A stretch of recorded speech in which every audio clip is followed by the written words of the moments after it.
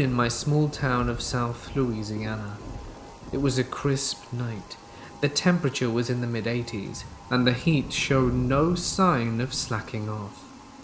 I was walking around with my older sister and our friend Brooke. My sister had gone as a cat, and Brooke had gone as a witch. I had made the awful decision of wearing a formal gown, since I decided to go as a zombie prom queen. I had a crown and everything. I was drowning in that dress though. It was so hot, and the corset back was restricting my breathing. It was around 8:40, and all of the kids were pretty much cleared out of the street. We were making our way to the park next to City Hall, where my mother was supposed to pick us up. We were supposed to be there for 9. The three of us were about 6 blocks away at this point, and my sister had stopped to talk to a friend of hers.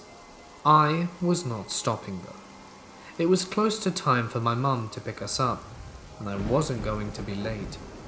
I was also miserable in that stupid dress and wanted to go home. I had carried on for almost 2 blocks before I'd noticed that both my sister and her friend had stayed behind. I was annoyed, to say the least, but I only had 4 more blocks to go, and I could lay down in my mother's minivan. Being alone in the dark was starting to give me the creeps. The yellow streetlights didn't do the ambience any favors. I'd kept my pace and kept walking, until I heard the rumble of a muffler coming up behind me. I moved all the way off the road. The large black truck came past very quickly and turned to the left in front of me. I passed the intersection, and I only had 3 blocks left. Then I heard the truck again. I'd never moved back on the road, so I didn't bother looking back. It wasn't too strange that the same truck had passed again. The third time they passed, though, they slowed for a good 30 seconds or so, and that's what scared me. I didn't recognize the truck, and the windows were tinted heavily. As soon as I thought I could see a bit of a face, they peeled out and disappeared around a corner. I made another block before I heard the truck again. I was 2 blocks away from my ride, and I was scared and started running. I already couldn't breathe because of the dress, and was terrified I would pass out. As soon as I heard the truck, my stomach wrenched. I still kept going, only a good bit faster than I had been. I kept my eyes down and watched my own shadows as the headlights came closer. I heard the brakes, and I had made the decision to run. But I was too late. I realized how close they were to me. I felt a sharp pain on the back of my head, and I looked up the best I could to see an arm sticking out of the window. An eagle clutching a sword was tattooed on his upper forearm. He had my hair wrapped around his fist. Before I could really comprehend the situation, he pumped the gas and was dragging me alongside of his truck. I was running as best I could, clawing his arm, crying and screaming. The only thing that kept running through my mind was that if I tripped, I was going to be run over. This man was just laughing. I was completely helpless. As soon as it started, he let me go. I fell to my knees on the asphalt, tore my dress, skinned my palms, and my scalp was on fire. I was inconsolable, and I was hyperventilating. I stood up, wiped my face, then looked around and felt absolutely violated. I looked back at the way I'd come from and realized that this man had dragged me by my hair for a whole block and a half. Once I caught my head, I ran across the street to the park. My mother was nowhere to be seen. I climbed into the enclosed slide and just curled up and cried. I don't know how long I was lying there for before I heard my mother calling my name. I came out, and she was walking up the street calling for me. I walked over to her and she looked me up and down and began freaking out. Apparently, I had blood on my face and dress from my hands. She ran to me and was asking me what happened, and kept looking me up and down for a gash or something worse. I couldn't find my voice. I just held onto her and cried. We spent the next few hours at the police station filling out a report. Long story short, nothing ever came of it. My sister got into trouble with my parents for not being at the city hall on time. She was grounded. My mother had actually left City Hall to go and look for us. She found my sister where I left her, and my sister hadn't even realized that I'd never stayed. I got in trouble for not staying with my sister, but I didn't get grounded. I'm still pretty mad that the dress was ruined and I lost the damned crown. I'm even angrier that the man was never caught. This Halloween, I will be out with my godchild trick-or-treating. It'll be the first one that I've gone out for in the 9 years since it happened.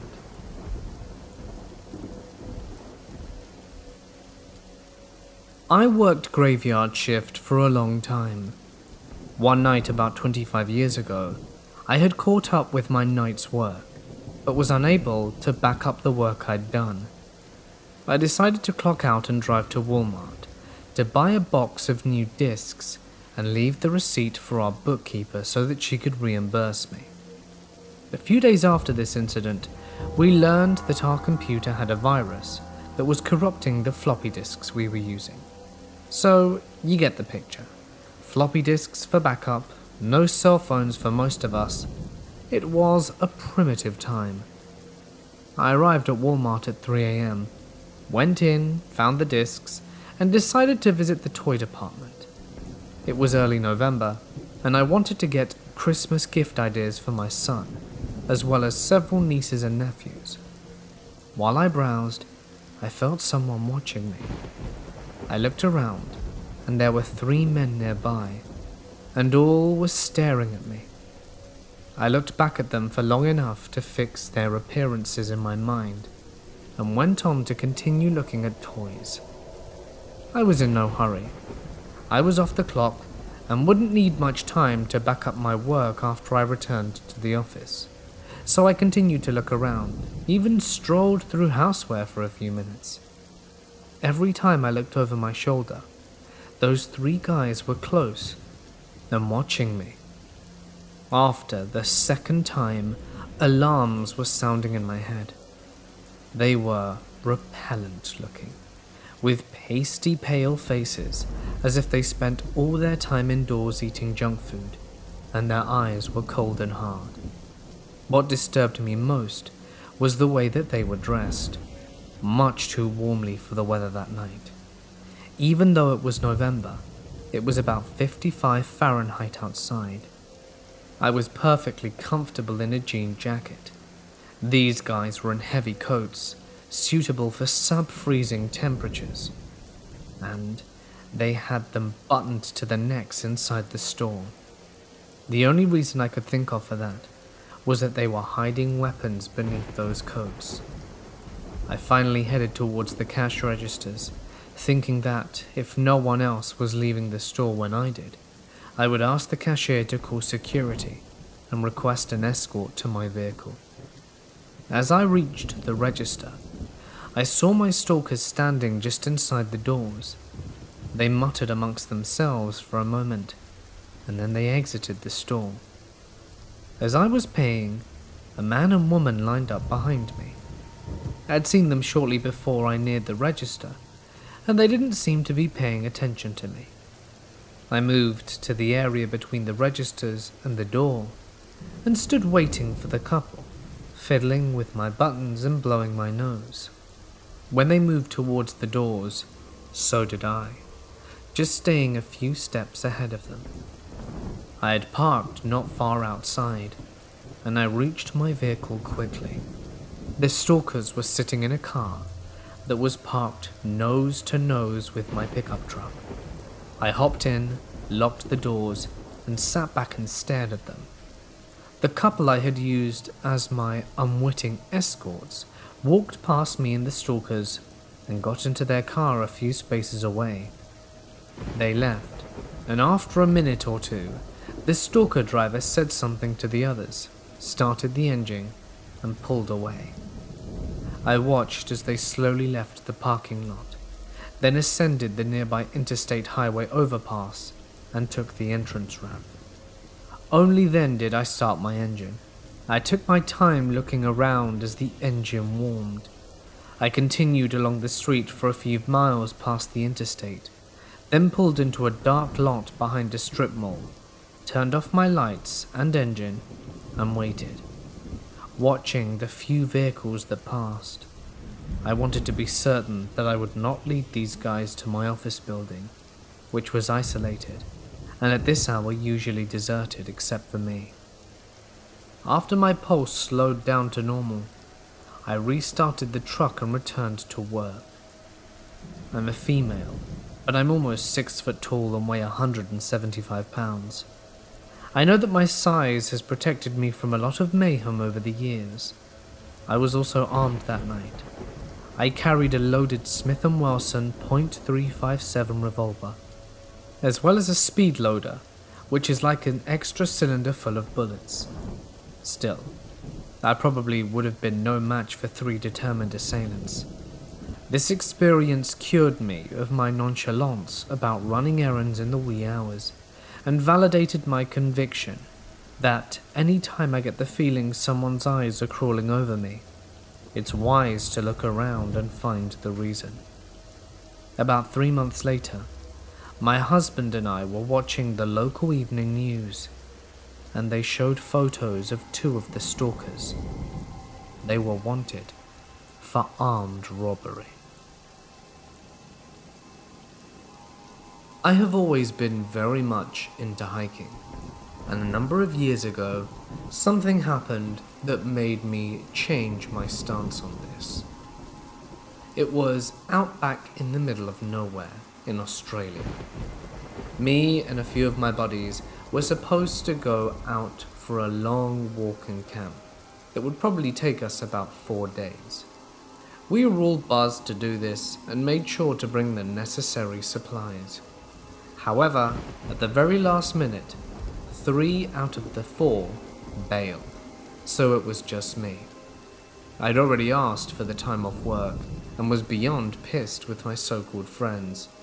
But seeing as I got the green light from the wife and the office, I thought screw it, and I'd go ahead and do it anyway. So I went off on my own.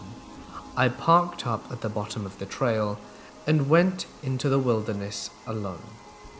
I was carrying loads of beers and knew that this was going to be a hell of a good time, even if it was just for me.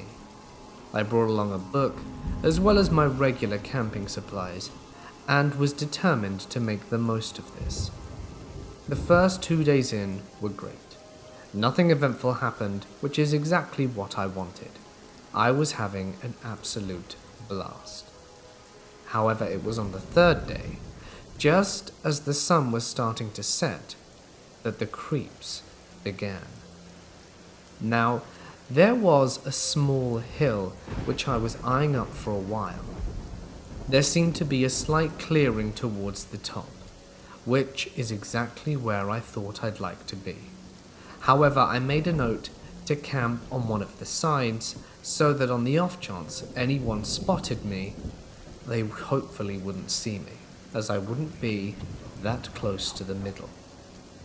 I went up and it wasn't anywhere near as big as I had intended, so I looked around and found a slightly better clearing a bit further down the hill. This one was small and compact, and would do well for me in my situation. So I built my tent, had a beer, and started making some dinner, while gently unwinding and reading my book. It must have been about an hour later. I knew I should go to sleep, but my book was getting way too interesting and I couldn't put it down. And with no one else around me, and with my trip coming towards its end, I wasn't really in a rush, and if I had to wake up later tomorrow, then that's what I would do. The moon was out, illuminating the wilderness, and I only had to use a small torchlight in order to read my book comfortably. That's when I hear something. Large movements in the underbrush, and something along with it. Chanting. I pause, turn off my light, and tune in my ears.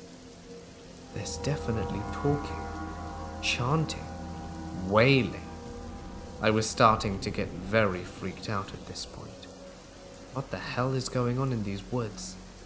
Bear in mind that I have walked for 2 days in the Australian outback. I am quite literally in the middle of nowhere, and am probably as isolated as I've ever been in my entire life, or so I thought. I listen attentively, looking around to see if by the light of the moon I can see something.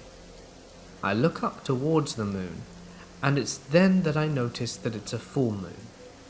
I'm not sure if this has anything to do with what happened, but it was a full moon. I listen, and they are definitely drawing closer. I look, and they are seemingly going up towards the hill. At this point, I give myself a mental pat on the back for not camping up there, as they would have clearly come across me. Just as the noise is reaching a crescendo, do I hear something I rather would have missed. "Look down there! A tent!" The chanting seemed to come to a complete halt, as someone had spotted my tent a little further down the hill. At this point, I'm about bricking it. I knew that if they found me, well, I wasn't sure what would happen. All that I know is that I didn't want to be found. I sit there in silence, pretending I'm not there, hiding in my sleeping bag for added protection. Just like when I was 8 years old, perhaps if I covered my eyes they wouldn't find me, I thought to myself. That's when I heard movement. They were coming down to investigate. The whole group had seemingly stopped. I ducked down, quickly, quietly. One of the guys came down to my tent, got the zipper, and started fiddling with it. It was just down enough, and dark enough, mind you, that I don't think anyone else could see into my tent. The guy pulled the zipper down, and he looked inside. He was wearing dark robes, which for this climate, I certainly wouldn't advise. He looked inside, stared at me dead in the eye, and whispered, "You aren't here." He then closed the tent and shouted up to his brethren, "There's no one here, let's carry on." He made his way up to the hill, and the chanting continued. I didn't leave my tent. I didn't fall asleep. I didn't even move until the sun had come up. When it did, I quietly packed everything away and fled.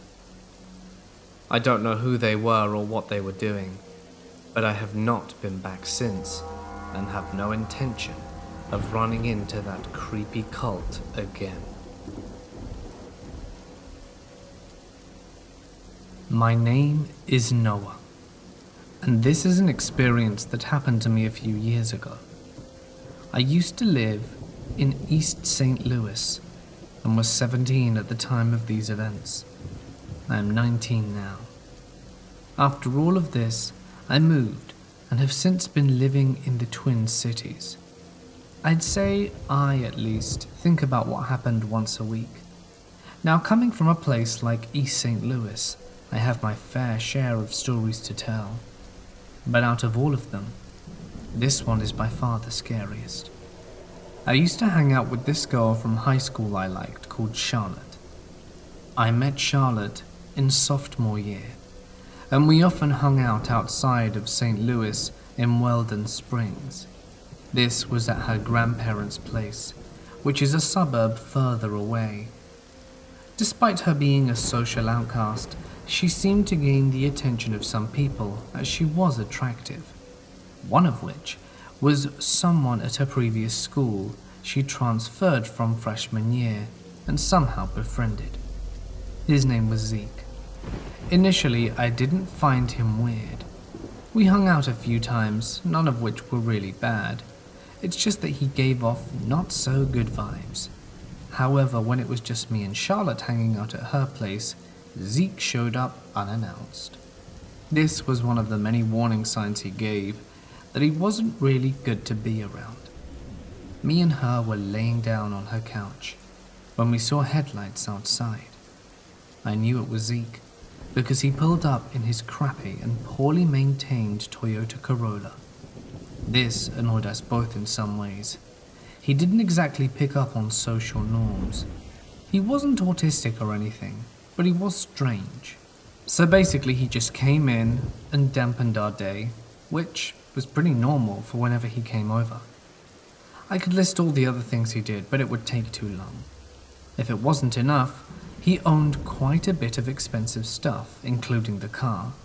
He was our age, didn't have a job, nor did he live with his family, so it's safe to assume he got into his fair share of trouble. I don't think I need to explain why where I lived was terrible.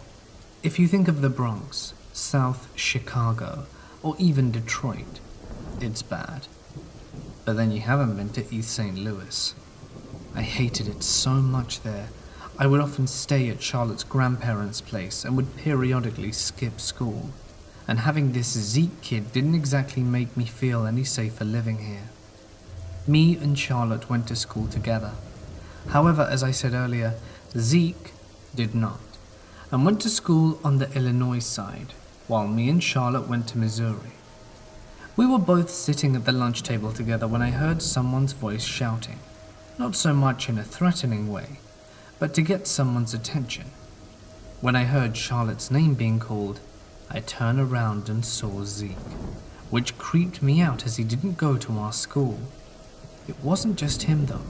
Several of his friends came by. I got confused when I heard one of his friends say, "Who's that Asian bitch?" Right away, I knew in some way that Zeke was talking about Charlotte amongst his friends. He only had 2 friends with him, but he would always talk about being with many more, which I wouldn't put past his crazy ass, to be honest. They were generally just being annoying, so after the 3rd time his asshole friend got into Charlotte's personal space, I announced to them that if they didn't piss off, I'd beat their asses. They didn't take it well, and one of his friends came close to me and shoved me in the cafeteria seat. Without giving too much unnecessary detail, a fight broke out until the deans broke it off and realized that him and his friends didn't belong there, and the cops came. And as to what they did to them, I don't know. It was probably them being let off with a warning or something petty. I, on the other hand, was suspended for a few days and stayed home. Me and Charlotte were messaging each other one night at 2 in the morning.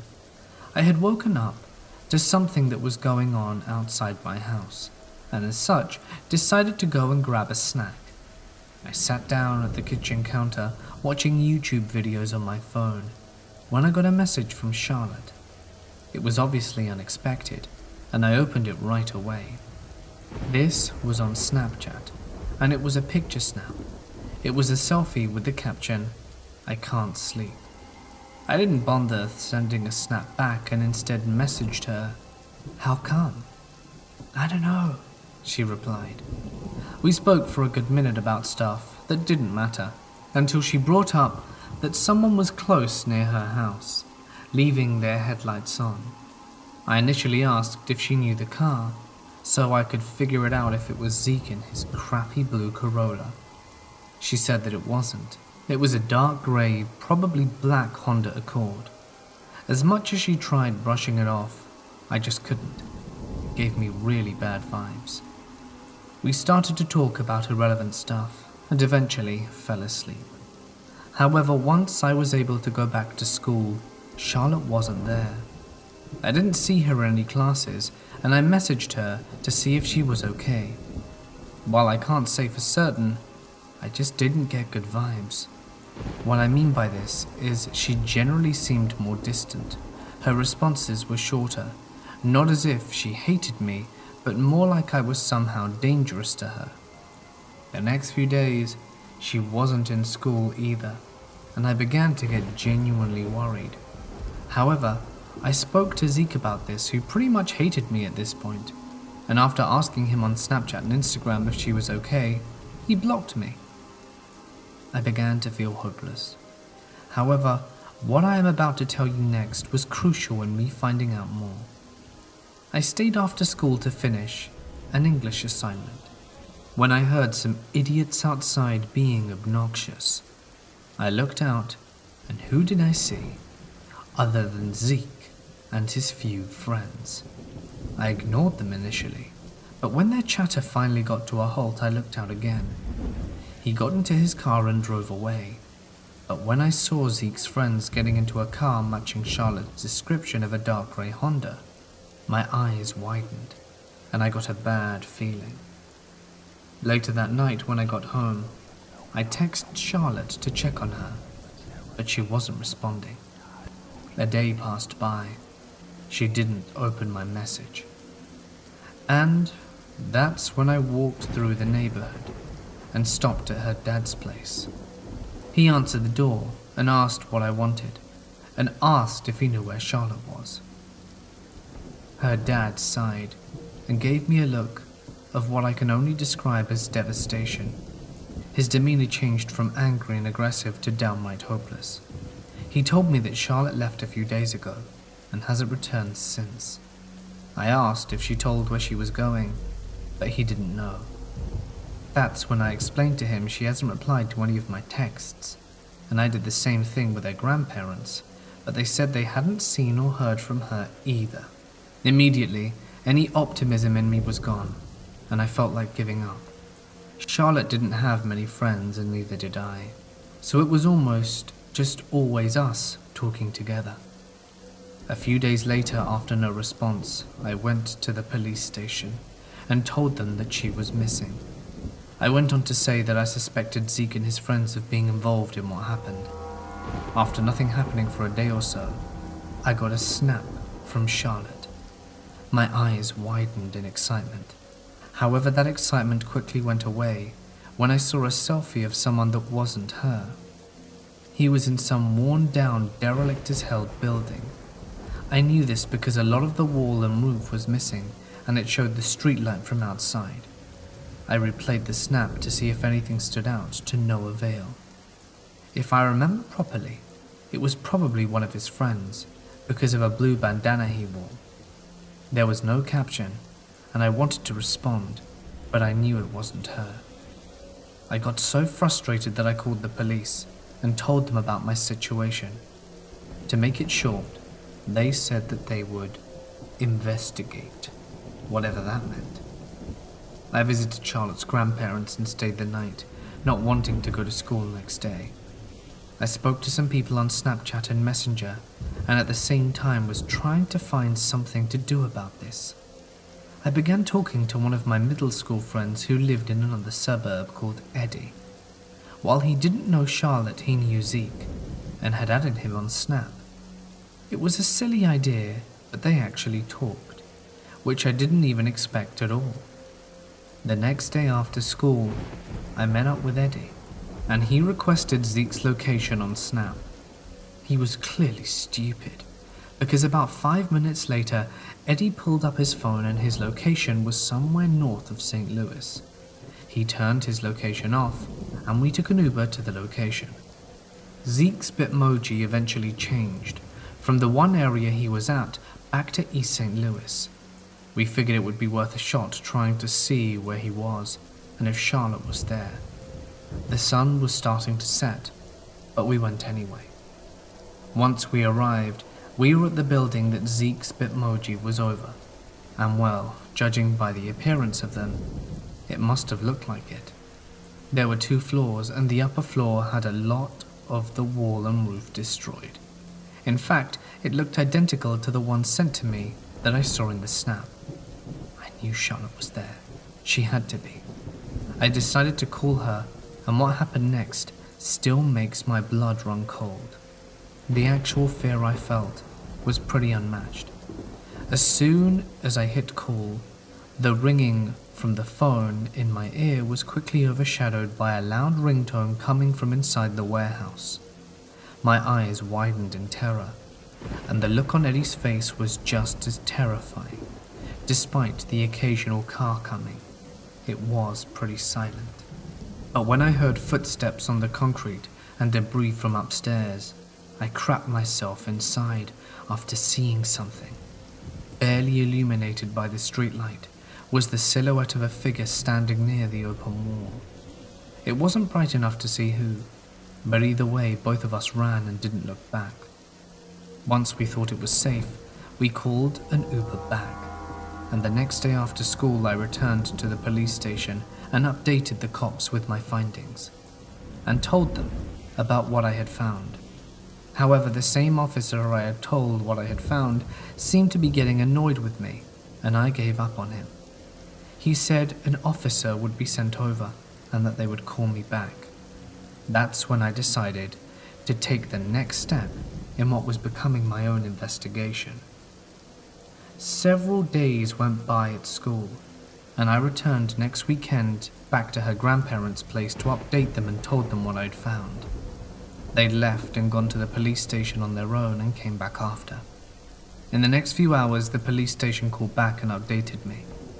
They had gone to the abandoned warehouse, and I asked them what they found.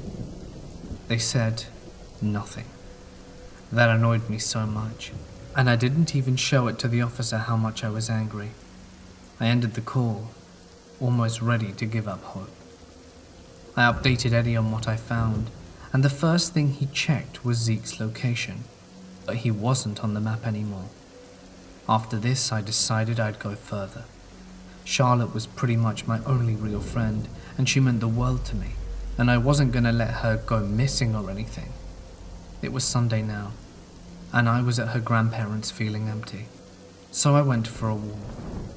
I stopped at a nearby playground and just rested, got extremely bored, and was so burnt out that I almost napped at the picnic table outside. That's when I got a notification on Snapchat. Charlotte has added you as a friend. I opened and accepted it. Then I began to talk to her. I asked her if she was okay, but she kept giving me the same short response she would before, and then stopped replying altogether. Then next, I decided for whatever reason to look on the Snapchat map. I made the terrible mistake of forgetting to turn mine off, because when I looked on Snap Map, I saw Charlotte's Bitmoji right next to mine at the same park. It was broad daylight, and with this I studied my surroundings very quickly before deciding I shouldn't stay. I began to run in the opposite direction of where her location was, and in one quick move turned around, and for the briefest moment I saw someone standing off in the distance. Whoever that was, it wasn't Charlotte. I didn't take any time to observe. I just bolted and didn't go back.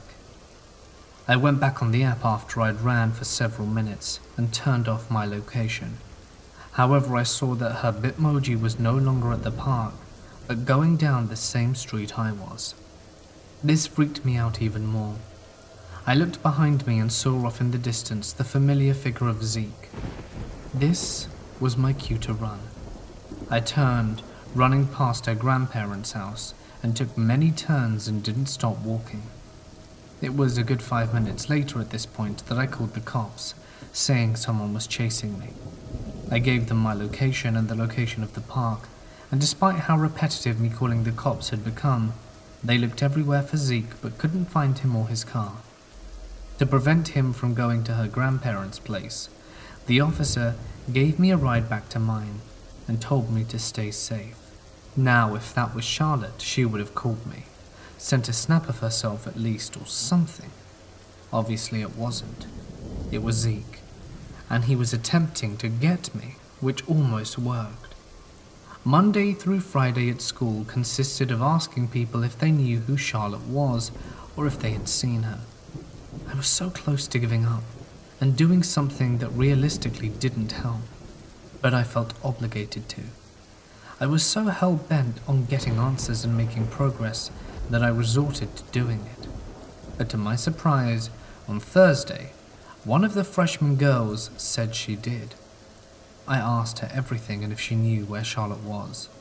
She didn't know much about her, but instead directed me to one of her friends on Messenger, who was apparently a close friend of hers. I spoke to them back and forth for a few days, and when we started talking, she asked me if I knew someone called Liam. I didn't, but when she described the dude with the blue bandana, my stomach dropped. I told her about the snap I got sent from Charlotte's account that had someone of that description taking a selfie in it.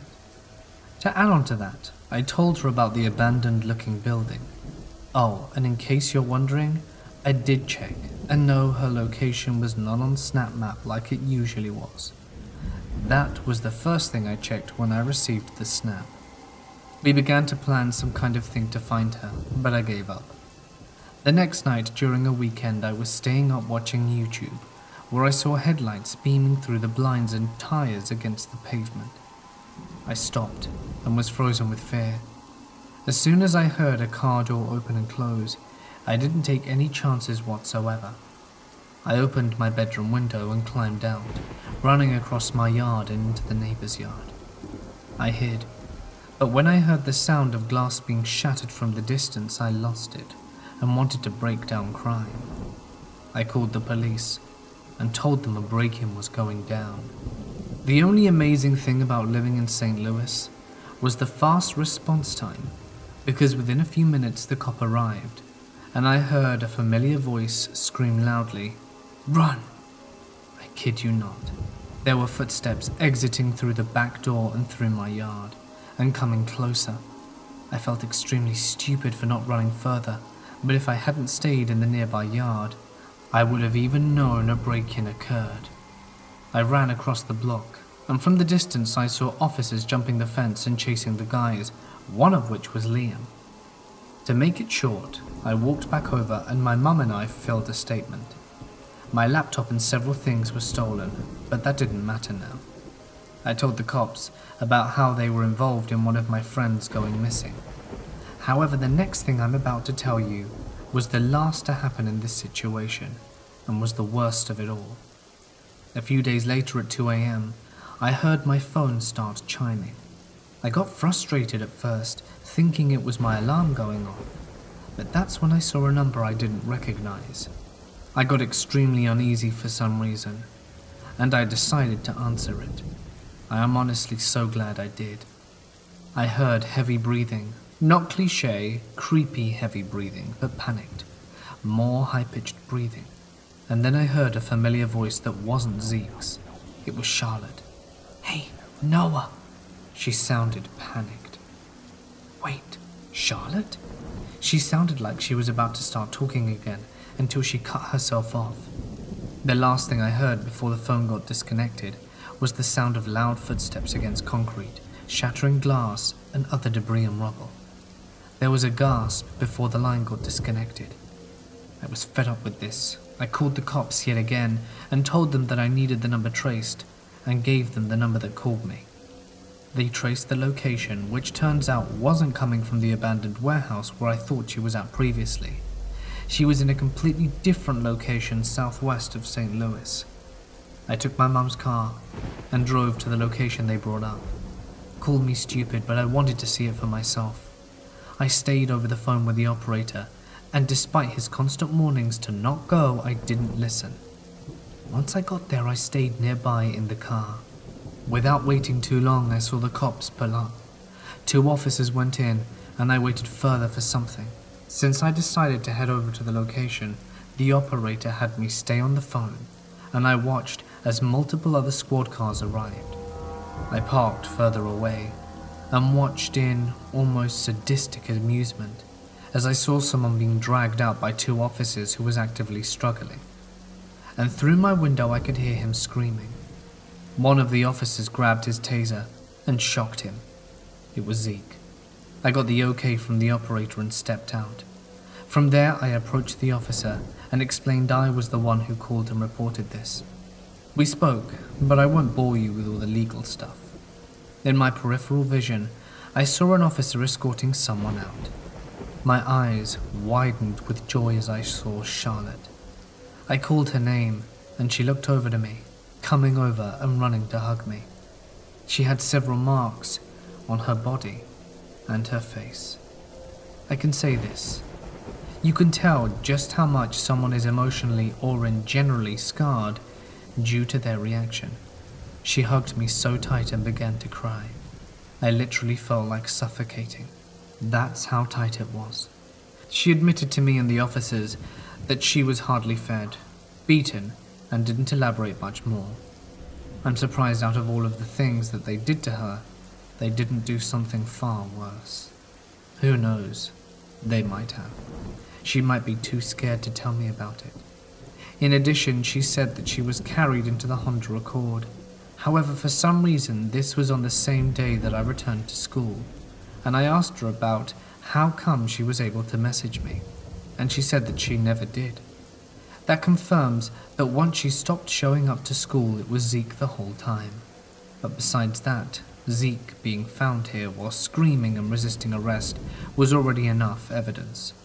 She pressed charges, and I watched in sheer excitement as he was carried away in a squad car. I gave him the finger as he went off. This whole situation didn't get any media coverage, which I'm actually thankful for. I gave Charlotte a ride to her grandparents after everything with the cops was settled. To give some answers, she was being held in captivity by Zeke and his friends at this abandoned warehouse.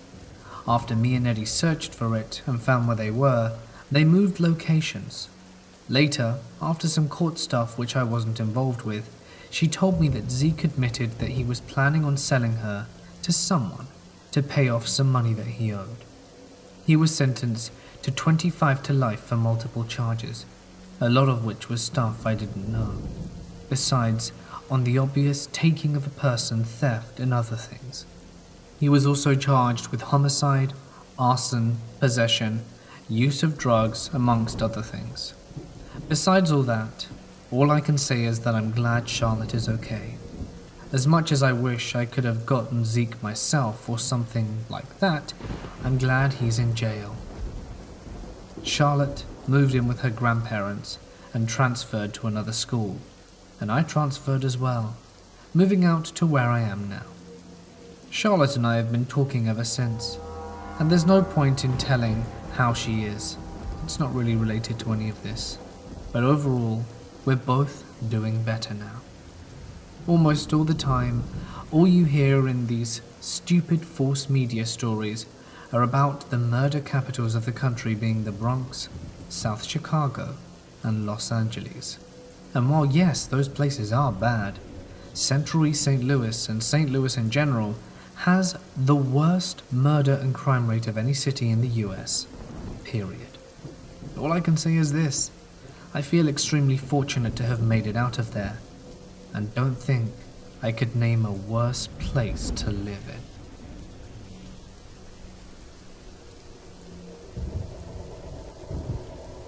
Some stuff happened to me, but most of this happened to my brother.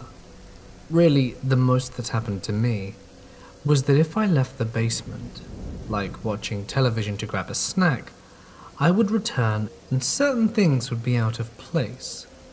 For example, television remotes, dishes that would be left down there. Sometimes the remotes were 10 feet away from where they should be. And every time I'd go to my family to see if they had tampered with anything, the answer would always be no. Sometimes I would hear my name being called out, but dismissed that easily, because I could have been hearing things. I didn't worry about this all too much, because there were no worries behind it. I was always just dismissing it. Now here is where all the freaky stuff begins.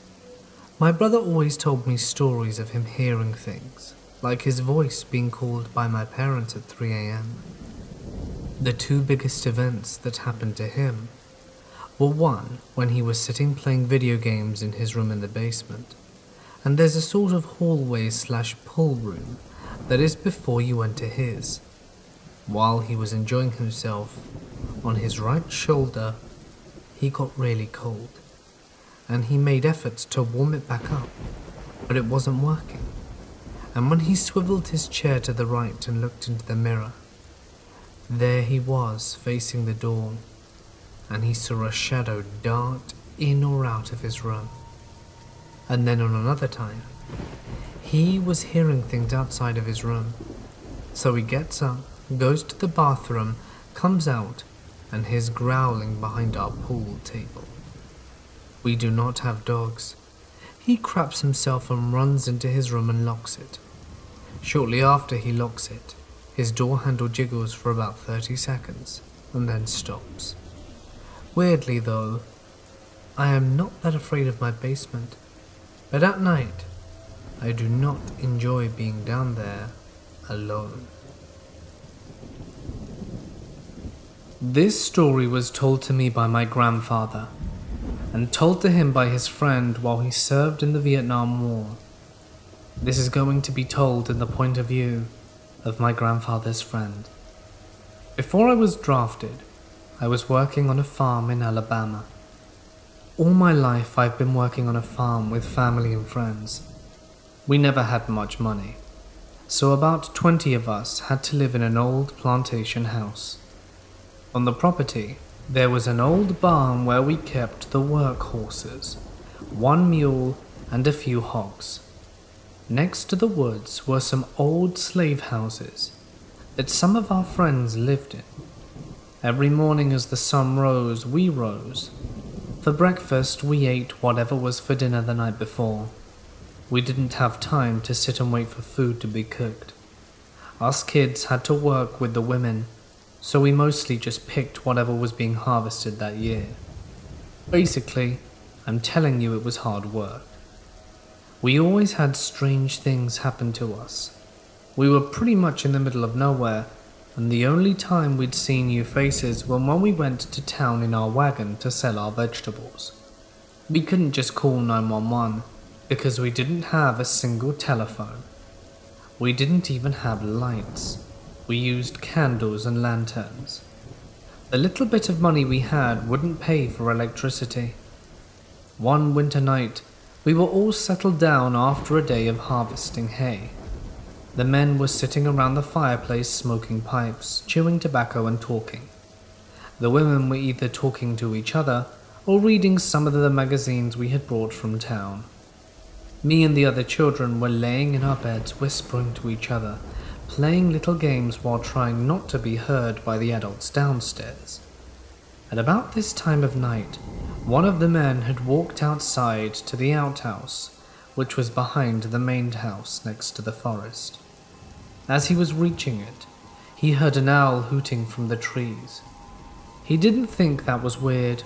Owls were common, but the thing that made him stop walking was how the owl's hoot changed to a coyote howl. After that, it became a donkey braying, and after that it was a high-pitched whistle. The man yelled into the woods, thinking and hoping it was just someone playing a trick. He walked back into the main house and peed beside the porch, even though the women told him not to do it in the past. He didn't care about what they had to say. He didn't feel right about using the outhouse at that moment. About half an hour later, the dog starts barking. The men shrug it off, thinking it's a deer or something, but the barking got worse. It almost sounded like the dog was barking at an intruder. And then, just as suddenly, the dog stopped barking. The men knew something was up. So did the women. So a few of them went outside to check on the dog. When they found the dog behind the barn, its belly was ripped open, and its tongue appeared to have been bitten off. They knew a coyote didn't do this, nor a bobcat. One of the men picked up the corpse of the dog, and they all walked back to the main house to get a rifle and bury it. As they were burying the dog, the horses inside the barn started raising hell. The men knew whatever it was that killed the dog was now after the horses, so they ran into the barn and ripped open the door. They calmed the horses and searched the barn for the animal. And as they were searching, one of the men pointed that all of the horses' tails were braided. At about the time he pointed this out, they heard footsteps in the hayloft. Two of the men rushed to climb the ladder, but when they got to the top, they found no one. Everyone knew what had visited the farm that night. It is known for witches to braid the tails of horses. It is known for them to make weird sounds to draw in their prey. It's a story that I'll never forget. It's something that will always make my skin crawl. I used to be a duty manager at a 250-bed hotel in the UK. It was built on the seafront in 1828. I would often sit with the girls on the front desk in the evenings if I wasn't busy. Mostly because they were nice, and also because the place, despite being beautiful, was creepy as hell at night. The elevator would often ding, open up, and go up and down and stop by itself. It was always perfect when the engineer came to look at it though. There were often reports from guests that a dog was running in the halls, always the same description, and it would disappear. Someone came down from their room telling us a man was there, and we had to send someone up to make sure. They switched rooms. New waiting staff would often approach a woman in the dining hall looking out to sea, for her to disappear before they got to her. Part of my job was to do the security/fire checks. I had to tour the building's dark basements with a flashlight. In the basement, there are arched rooms that were once used for storage linens, cleaning materials and foods. They looked like empty little prison cells now. Luckily, the maintenance men would escort me around most nights. It was spooky. This story is from when I was a teenager and just started high school. My friends and I lived in a town that, at the time, had a lot of farmland. Near my house, a mall had recently been made, so my friends and I tried to ride our bikes to go shopping one day. We missed our turn, and instead wound up on a long road with a small downhill slope that ran through some farmland. Having never been to the mall before, and never having been down this road, we assumed it would lead us to the mall. Instead, this road twisted and turned through thicker and thicker woodland after the farmland ended. At the end of the road, there was an abandoned old house that was visibly falling apart. My friends and I simply turned around and found our way to the mall that day. But we ended up coming back time and time again because the road was long and had just enough of a slope to make your bike go faster than you could pedal. One day, we ended up daring each other to go into the house. Up until this point, we had never gone into it. My friends dared me to go in because I was pretty confident it would be safe if I was careful. So I did. It was a pretty empty house with some old moldy furniture. There were holes in a lot of the floor space.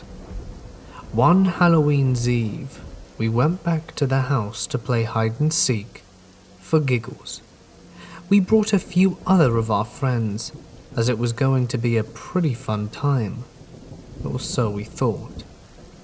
At first, everything went all right. We played a few rounds, and some of the girls were sneaking away with their boyfriends off to the woods to make out. But we kept playing. Eventually, I went into the building to hide again, and noticed that while there was a ladder up to the attic, there was a hole I could climb through that led to a more secluded spot of the attic, where I couldn't be seen as easily. I thought to myself, this is the perfect hiding spot, and climbed onto it. I had brought a flashlight, so I turned it on, but kept the light on low to the floor in order not to give away my position outside. I started looking around when I noticed a flash. It was the reflection from a pair of Nike shoes. Someone was already up here. I raised the light to see who else was already up here, but it wasn't one of my friends. He was dressed in torn up clothing. I only held the light over him for a second before noping out of the attic. It took me about 3 seconds to squeeze back through the hole, but the guy stood still, not even acknowledging that I had ever been near him. I told my friends, and we all decided to stop playing and go outside to look at the attic, as part of me was exposed by a hole on the side of the roof, and there was a window that the guy was standing near. Nobody could see him through the hole, so we went to look at the window. We saw a guy with a crazed look in his eyes, and we just bolted. One of us told their parents, and they called the police. The police did not find the person. However, what they did find makes me glad I got out of there as soon as I did. The police found 7 fingers, with 3 being the right index finger, and a human head mounted on the windowsill of the attic. We weren't looking at the guy I had seen. We were looking at a corpse. Apparently that house was being used by a gang, and it was so out of the way and unimportant that nobody ever went to it aside from us. What's more, they found a machete on a tarp where I had seen the guy, and several traps inside the house meant to catch intruders if they tried to sneak into the attic through the ladder. So, guy in the empty house, let's not meet.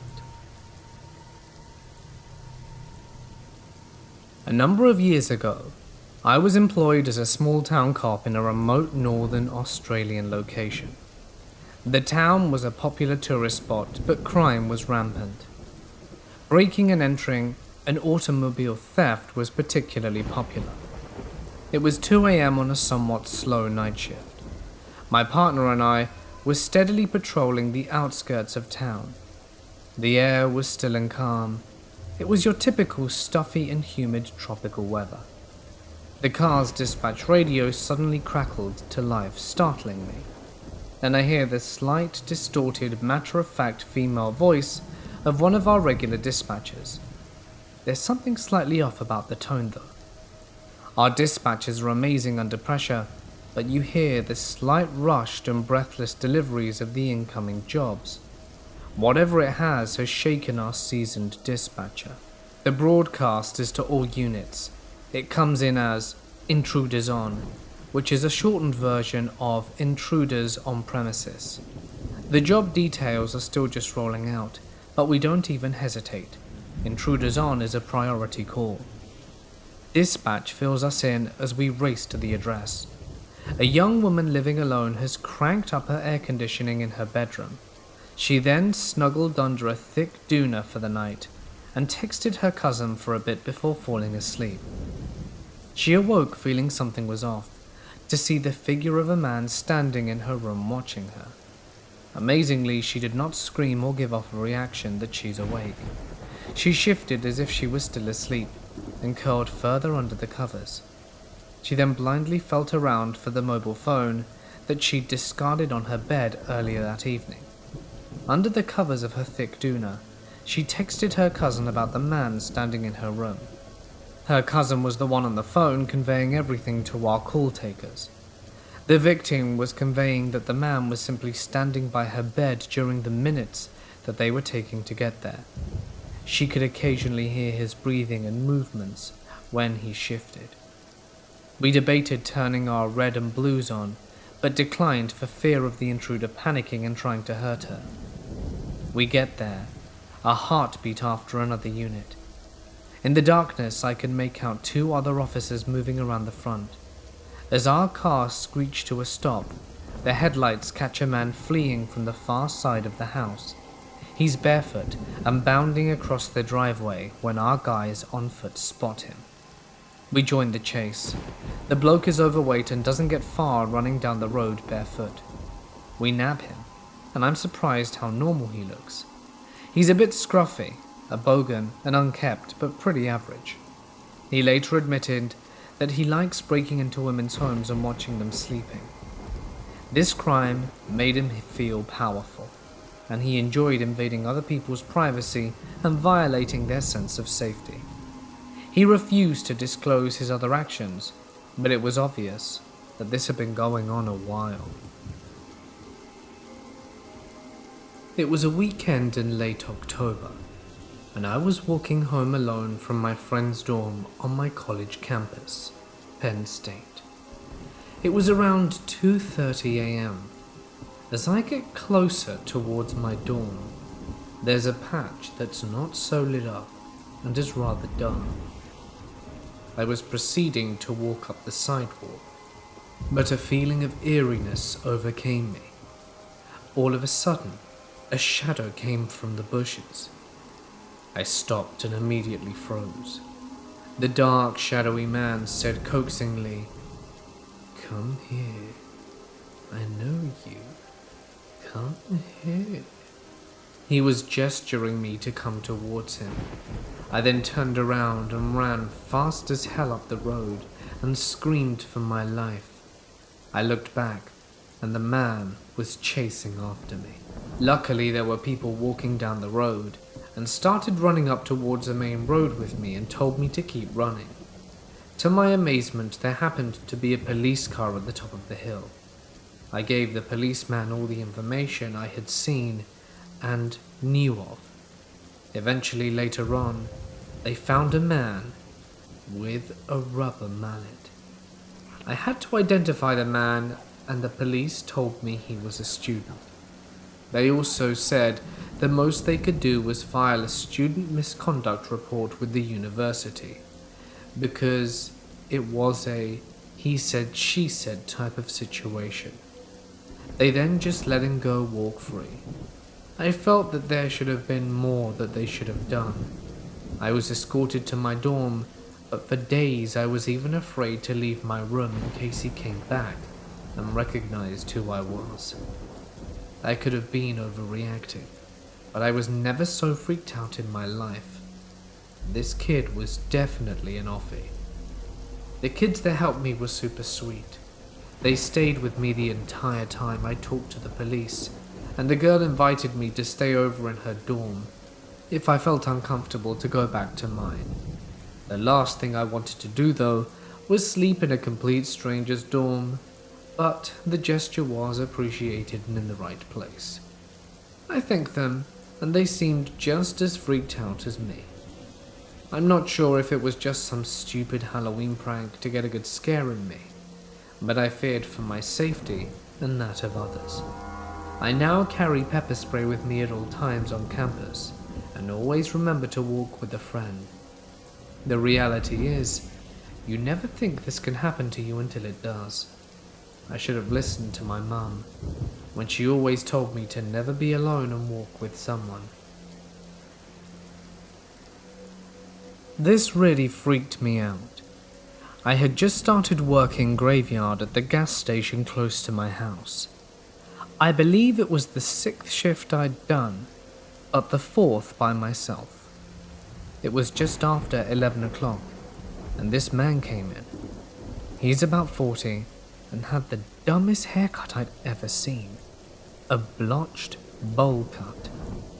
Anyway, he asked me if I had change for 100. I told him I'm sorry, but I wasn't allowed to take it, and even if I was, I still didn't have the change. Just as a side note, the company's 3rd shift policy was that we were not to take $50 or $100 bills, period. Well, he got upset and started complaining.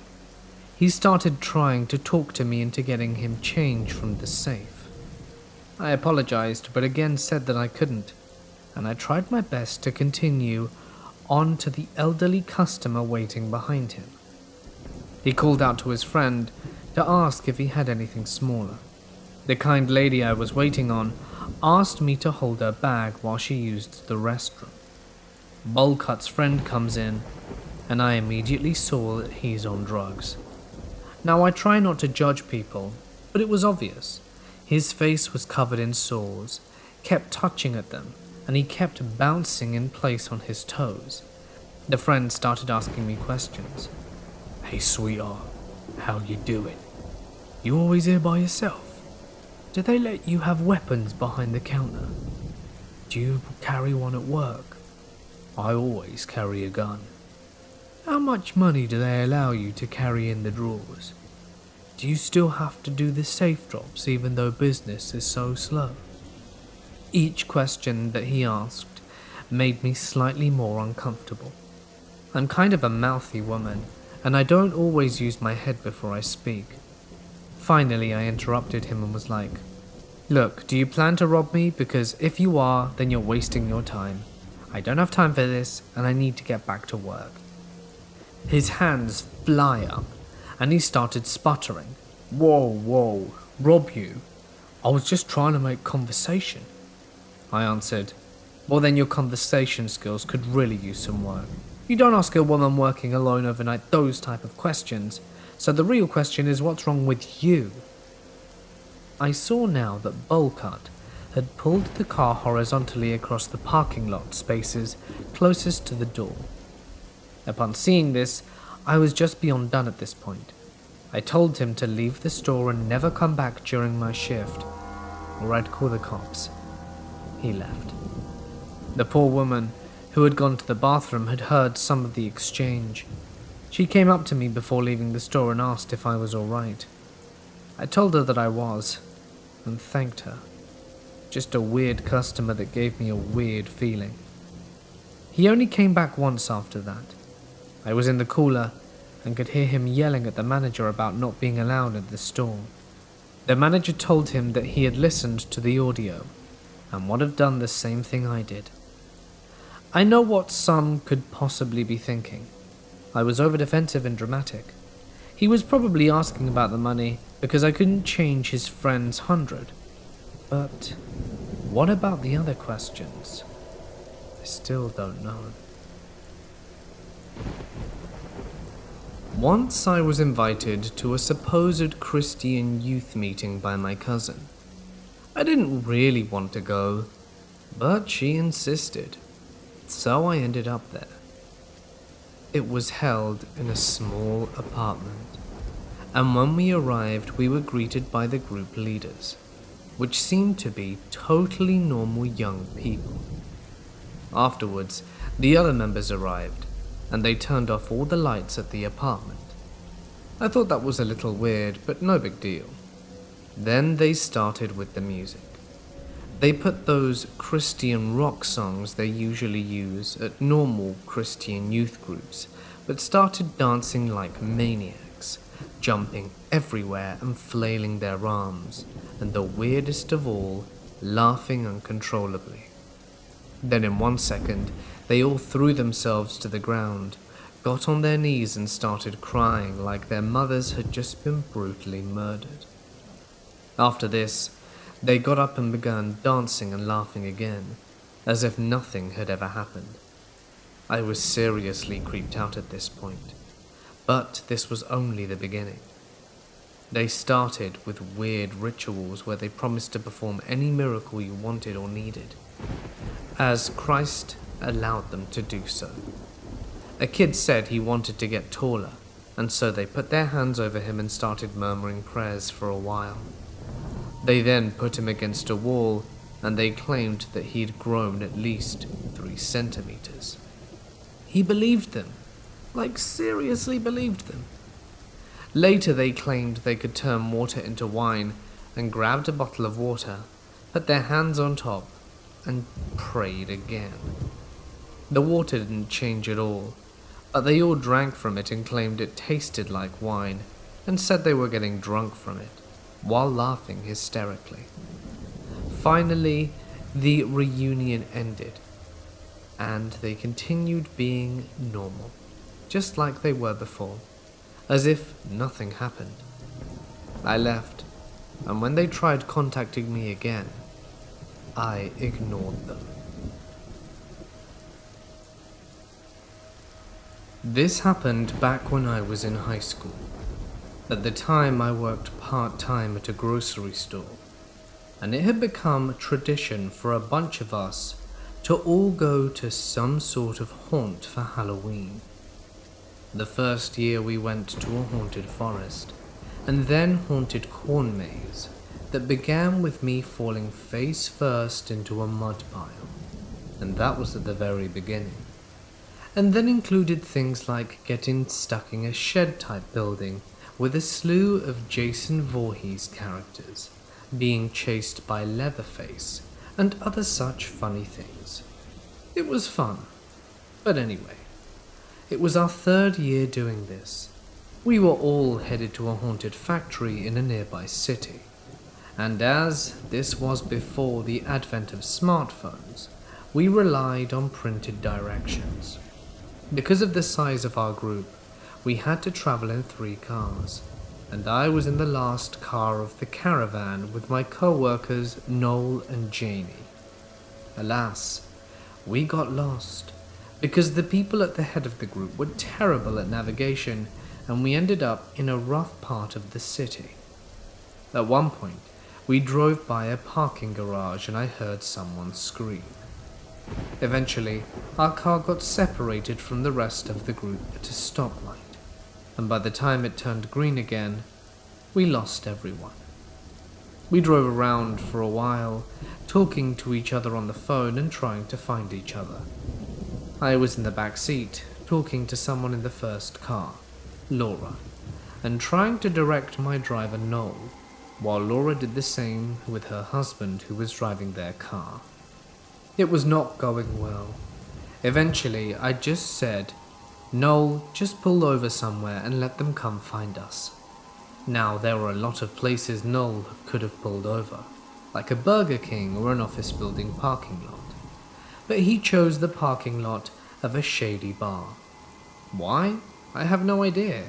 Perhaps it was because there was a large key bank sign nearby, and that served as a good landmark for the others to find us. So we were waiting in this lot for the others, when a line of about 7 cars pulled into the bar. This wasn't so surprising, because it was a Friday night, but they didn't park normally. No, they surrounded us, the front end of the cars pointing towards us, and because of their closeness, there was no space for us to drive out of there. We were trapped. For a few minutes they just stared at us from their cars, and then they all started to walk out and come towards us en masse. There were at least 10 rough-looking guys, and by that point I was convinced we were about to be robbed. "Get your wallet out," I told Noel and Janie, as I did the same. I didn't have much money anyway, to be honest, which worried me because I wondered what they would do if it wasn't enough. I was terrified, but was trying to keep calm, and Noel seemed genuinely not worried. But I can't believe he wasn't at least somewhat concerned, especially given his car contained both a teenager, me, and his girlfriend, Janie. As for Janie, she was so scared that she was crying. The guy I presumed to be the leader reached the first door, approaching the passenger side where Janie and I were. He looked inside the car at us for a moment, and then he and his group all went back to their cars and parked normally. Well, I wasn't taking any chances, and very sternly ordered Noel to go to the Burger King for God's sakes. We eventually grouped up with everyone else and made it to the factory, which was far less scarier than what we had endured. It maybe doesn't sound that scary, but it really genuinely was. I have a few theories. One, the guys got to the car and saw that we probably didn't have much to offer them and changed their minds about mugging us. However, this seems unlikely. 2 is that they thought we were someone else until they reached the car and looked inside. Now that's definitely possible. And 3, they were just messing with us. Whatever the reason, I was truly scared. And to this day, 13 years later, I regard the city with caution. Almost every night, I like to go into my basement for a night of playing video games with my friends. Normally the night goes well and I'm in bed by 1, but recently I have been hearing sounds in my basement, such as what I believe to be coughing and sometimes snoring. When I hear this, I immediately go up to my room and sleep until the morning. When I go back down to my computer, I am sometimes greeted with odd websites that I have never visited, and my initial thought was that I had a virus. I did a virus scan and found nothing. When this happened again 3 times over the course of 2 weeks, I completely wiped my hard drive of everything, and when I woke up in the morning, Google Chrome had been installed to my computer, and 30 tabs were open to various websites. But the strangest one was the FedEx website, telling me my package had been shipped. I didn't look where, but I regret it now. Almost 3 months had gone by, and I hadn't thought much about the situation other than the odd sounds, and I asked my friend to go into the basement to get something for me. I was surprised when he ran up the stairs as fast as he could, and what he said he saw next was enough to prompt me to call the police. He said he saw someone crawling out of the window well by the time he got down there, and all he saw was that person's legs. We ran outside to look for them, but there were no signs of them anywhere. We both assumed that they had gone into the woods about 50 feet from my house. When the police came, they found nothing out of the ordinary. The police left and my friend left 15 minutes later, understandably frightened by what he had just seen. For the next 2 months, I still heard these sounds and experienced scary and strange occurrences, like my downstairs shower being wet when nobody had used it beforehand. And one day, they all stopped, and I had a note on my desk written in Sharpie that said thanks for the stay. And that was the end of the situation. For the longest time, I thought the note was part of an elaborate prank. But now, I'm not so sure. With all the other stuff that's happened between all of that, and the fact that my family had all been asleep during these encounters to this day, I still have no idea who that person is, and don't really care to find out. About 9 years ago, my dad's side of the family was talking about how they would hear and see witches in their younger days. My grandfather started to explain on how his father would see ladies at night walking towards this small lake in the outskirts of town, and they all carried a cat each, which he pointed out that cats didn't seem to have eyes, so it was rare to see these ladies. He said this was mostly at 2 to 3 a.m, because at 5 a.m, he would go to wash his clothes as the small lake was connected to the other water source, and the ladies would always seem to leave about 5 a.m. when he and the other people would show up. Even my grandma had encountered them, and I'm not sure because she sadly passed away before my dad turned 5, but I know that my grandfather said she would always be scared of them because they had long nails and wore hoods. Not only this, small kids would always end up with bite marks. Full moon days were the worst, as it seemed like there was smoke at the lake, and somehow it made people afraid to go early. He did say something about trying to go into and do some witch hunts, but oddly enough, the guy that he was going to do it with never appeared. This guy's disappearance connected to him talking later on some treasure that the ladies had given him to leave them alone. 2 others had gone with him, but only one showed up, and he had gone mad, that couldn't speak anymore, just scream. He'd been traumatized by something, and he died in hospital days later. Many years later, the infrastructure in the area became more prevalent, and the sightings of those ladies vanished.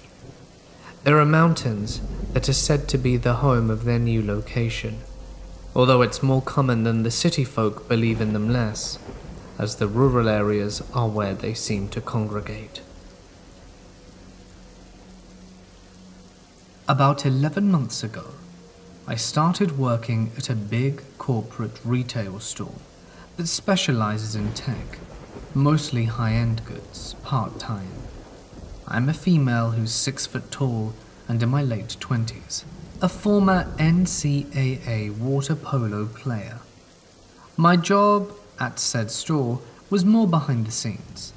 My primary duties were to answer calls and assist with orders, complaints, and scheduling via the phones. My secondary duties would be to assist the front lanes when lines got long. I'm a friendly, outgoing person and love to chat with customers. Some regulars I joke about various topics, but nothing ever that would be considered unprofessional nor suggestive, and I've never expressed any interest in any customer. All of this happens in a 2-month period. One day, a customer, an older gentleman who's in his mid-60s and around 6'6". He's become a regular customer in the last few days and comes up to me while I'm at the register and is making a purchase while holding a coffee. Jokingly, I ask where my coffee was, and he proceeds to order me a coffee. I decline it several times with, "Oh, no, I was joking. Thank you, though," and go about my day. Over the next few days, I'm noticing this guy more often, and I'm doing quite a few checkouts for him.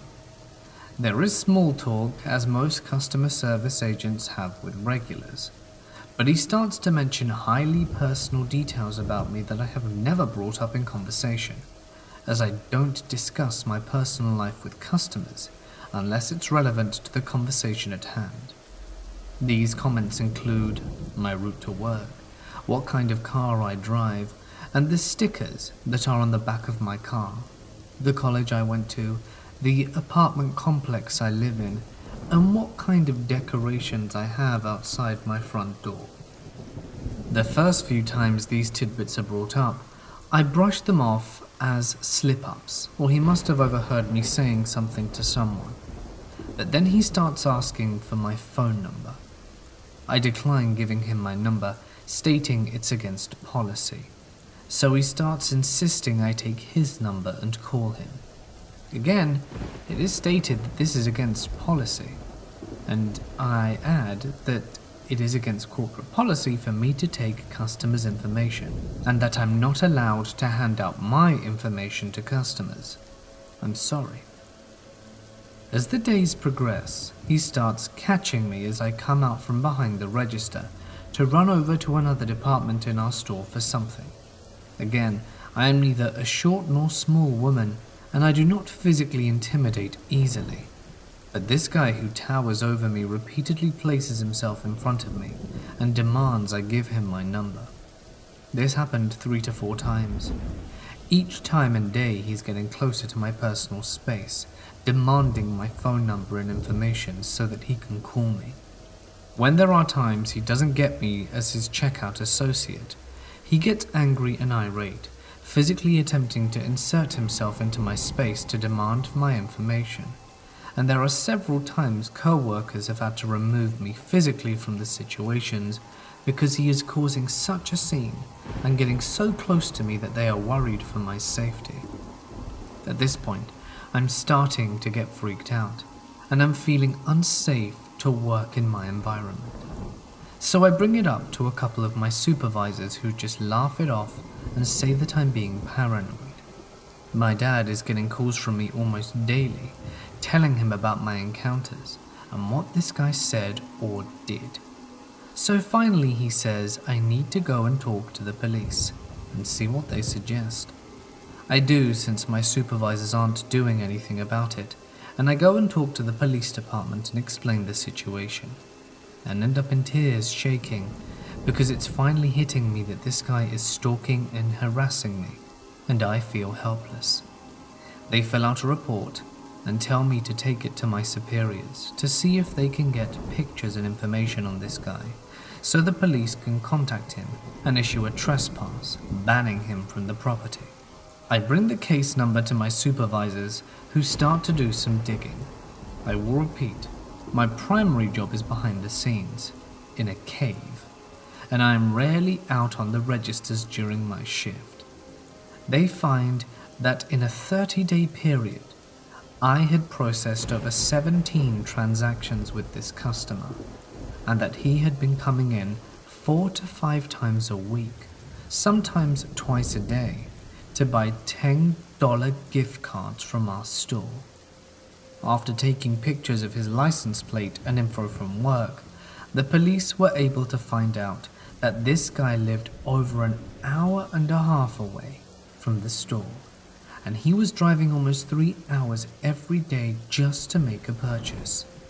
Then, the security footage is looked at, and my supervisors notice they have no clear image of this guy.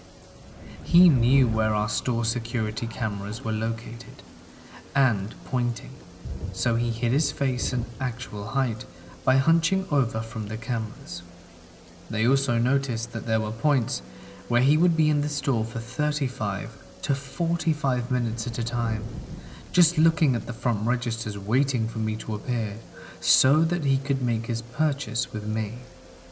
If he didn't get me the first time, he would come back an hour or so later, right as I was about to get off work, because he knew the generics of my schedule. With no clear picture, the store had to wait on me to see this guy and point him out to a supervisor so they could issue the verbal trespass to him. He was able to come in and continue to harass me and threaten me for my information a few times because nobody really knew what he looked like. And by the time I had called for a supervisor, he had left, or they didn't know enough about the situation to trespass him. It took another 2 weeks before I was able to get a supervisor to trespass him from the store. He had cornered me again and harassed me for my number and to check him out on the register, but I was able to slip away. When the supervisor approached him saying that he was trespassed for harassing an employee, he flat out denied that it was him and said that they were mistaken. When the police department called him telling him the boundaries of the trespass and asked him for his side of the story, he told them I was just a girl that never told him no to a date, and that it's my fault for not saying that. He insisted that he shouldn't have been banned from the store, because if I really didn't want him to bother me, I should have just told him so. I saw him around my complex for a few weeks, and after a few months, I quit retail because I didn't feel comfortable there. I loved working there, but I would just rather never meet this guy again. From the time I was born, through around the time I was 14 years old, I lived in the country. The summer of 2011, my family moved into a house that was downtown in the city. Needless to say, I was stoked. We had experienced some paranormal type stuff in the house, so the family was already a little nervous about the new place. A neighbor had also told us that he thinks the lady that lived in our house before us had ended her husband's life, but we shrugged it off and thought that he was joking. Fast forward about a week, and my grandfather was outside messing around in the garage. I could hear him talking to somebody outside, as I looked out the window to see it was a woman in her early 40s talking to my grandfather. I see him shaking his head, and she seemed super sad. She then fell to her knees and was practically sobbing to him. I felt super uneasy, but didn't want to place myself within the awkward situation.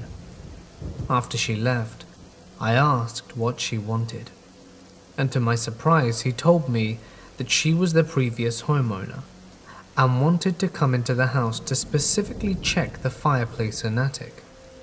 I thought quickly about what the neighbor had told us. Maybe this lady had killed her husband and hidden him in one of those places. I know it seems like a movie thing to do, but why else would they only care about those things? Maybe she'd hidden money and stashed it there. Another few weeks passed, and my sister was home alone. She was constantly out and about, so she hadn't heard about the previous owner.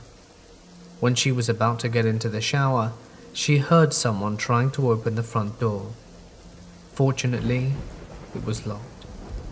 My sister said she'd seen the lady run around the house and begin banging on all the doors and windows, begging to be let in. My sister called my mother, terrified, so we both drove home quickly, but the woman was gone. My mother called the police, but they said that they really couldn't do anything about it since she had left. At this point I was scared. I'd watched so many horror films that I knew it couldn't end well. Things began to stop happening around a year and a half. A friend of mine moved in with us, and one day we were outside playing basketball. An SUV pulled up next to our driveway, and when the window was rolled down, it was in fact the crazy lady. She looked like she had fixed herself up and was now somewhat attractive. She began flirting with me and my friend, calling us cute and winking, but I knew what she was doing. She asked if I'd take her into the house, and I said no, but she persisted. Luckily, my mother came out and began speaking to the woman.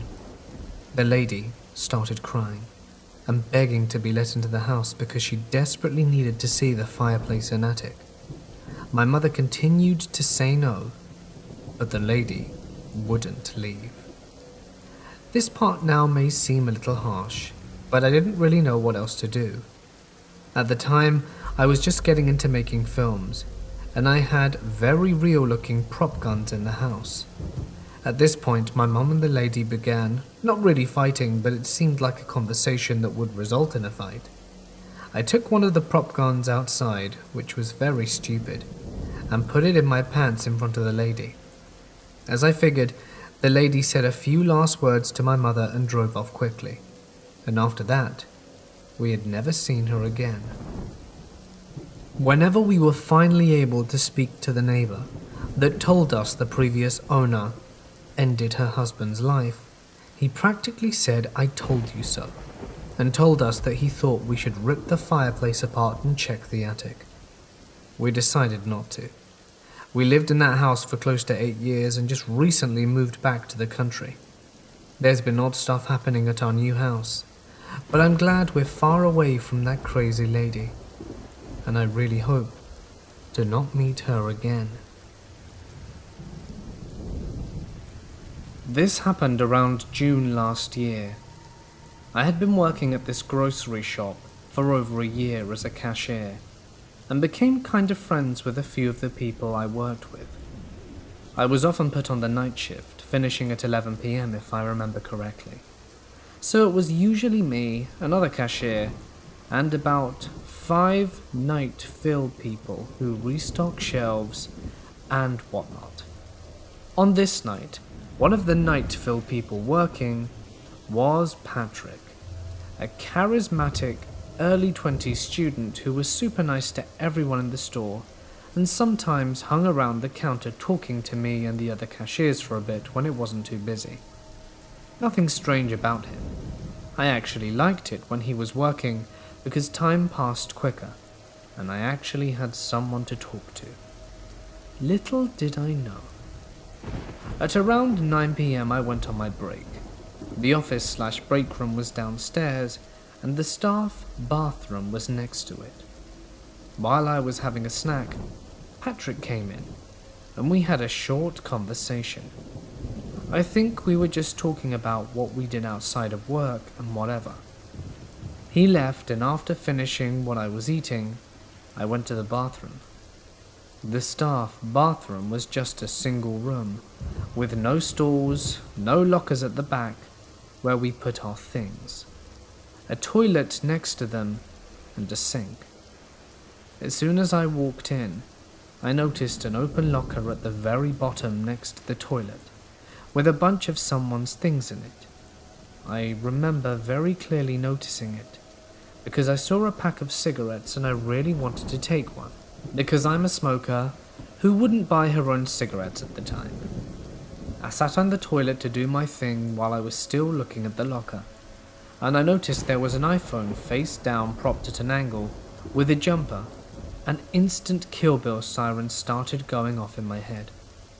I ignored it for a bit and just closed the locker door. I finished doing my thing and began pacing around the bathroom. I knew this was dodgy, because firstly, why would anyone put their things in the bottom locker next to the toilet, which is probably the filthiest place to put them? Secondly, even though most people didn't have locks on their lockers, who would leave their locker wide open with their phone in plain sight? I kept thinking for a few minutes, trying to figure out if I should pick up the phone and check out that it wasn't being recorded. And at the time I was thinking, but if I'm not, that would be so disrespectful. But I also didn't want to find out that I was in fact being recorded in the toilet. Finally I snapped out of it and realized I had literally nothing to lose, and grabbed the phone and checked. Sure enough, there it was. The moment I grabbed the phone and looked at the screen, a video stopped recording. In front of me was a home screen with all the usual iPhone apps, and amongst them was one called Hidden Camera, or something along those lines. A photo of Patrick was in the background, and I absolutely lost my mind. I opened the app, and on there were many videos. I scrolled through it to find the most recent one and began watching it. The video starts with Patrick putting his phone down and propping it up on his jumper to make sure that the back camera is facing the toilet. At this point, I'm pretty sure I'm crying and shaking from how messed up this whole thing is. I then fast forward to the last few minutes, as it was around 10 to 15 minutes long. I see myself going into the bathroom, pulling my pants and underwear down, sitting down, and all the while looking at the locker, and then closing the locker door. This whole time, I was trying to convince myself this wasn't actually happening, but that was all the proof I needed. I sat on the toilet and kept crying, not knowing what to do. Then I started messaging my friend's group chat, obviously distressed and trying to explain as quickly as I could. I wasn't sure if this was something that required me calling the cops, but I think one of my friends finally told me to call them, so I did. I tried to explain what happened quietly. I was really scared that Patrick had figured out something was wrong in the toilet and was trying to get in, and was also scared that the cops wouldn't help me since I wasn't really in physical danger, even though this was definitely very illegal. I just felt violated, but like it was somehow my fault, like I was in the wrong for not having checked the phone in the first place. I was told to wait in the bathroom until the police came. I waited for about 40 minutes just crying and shaking, messaging my friends. I then heard a knock at the door, and it was the police. I let them in and they closed the door. Behind them was Patrick looking like a scared dog. I told them what happened. They looked at the phone, gathered all the evidence, arrested Patrick, and took me to the police station to take my statement.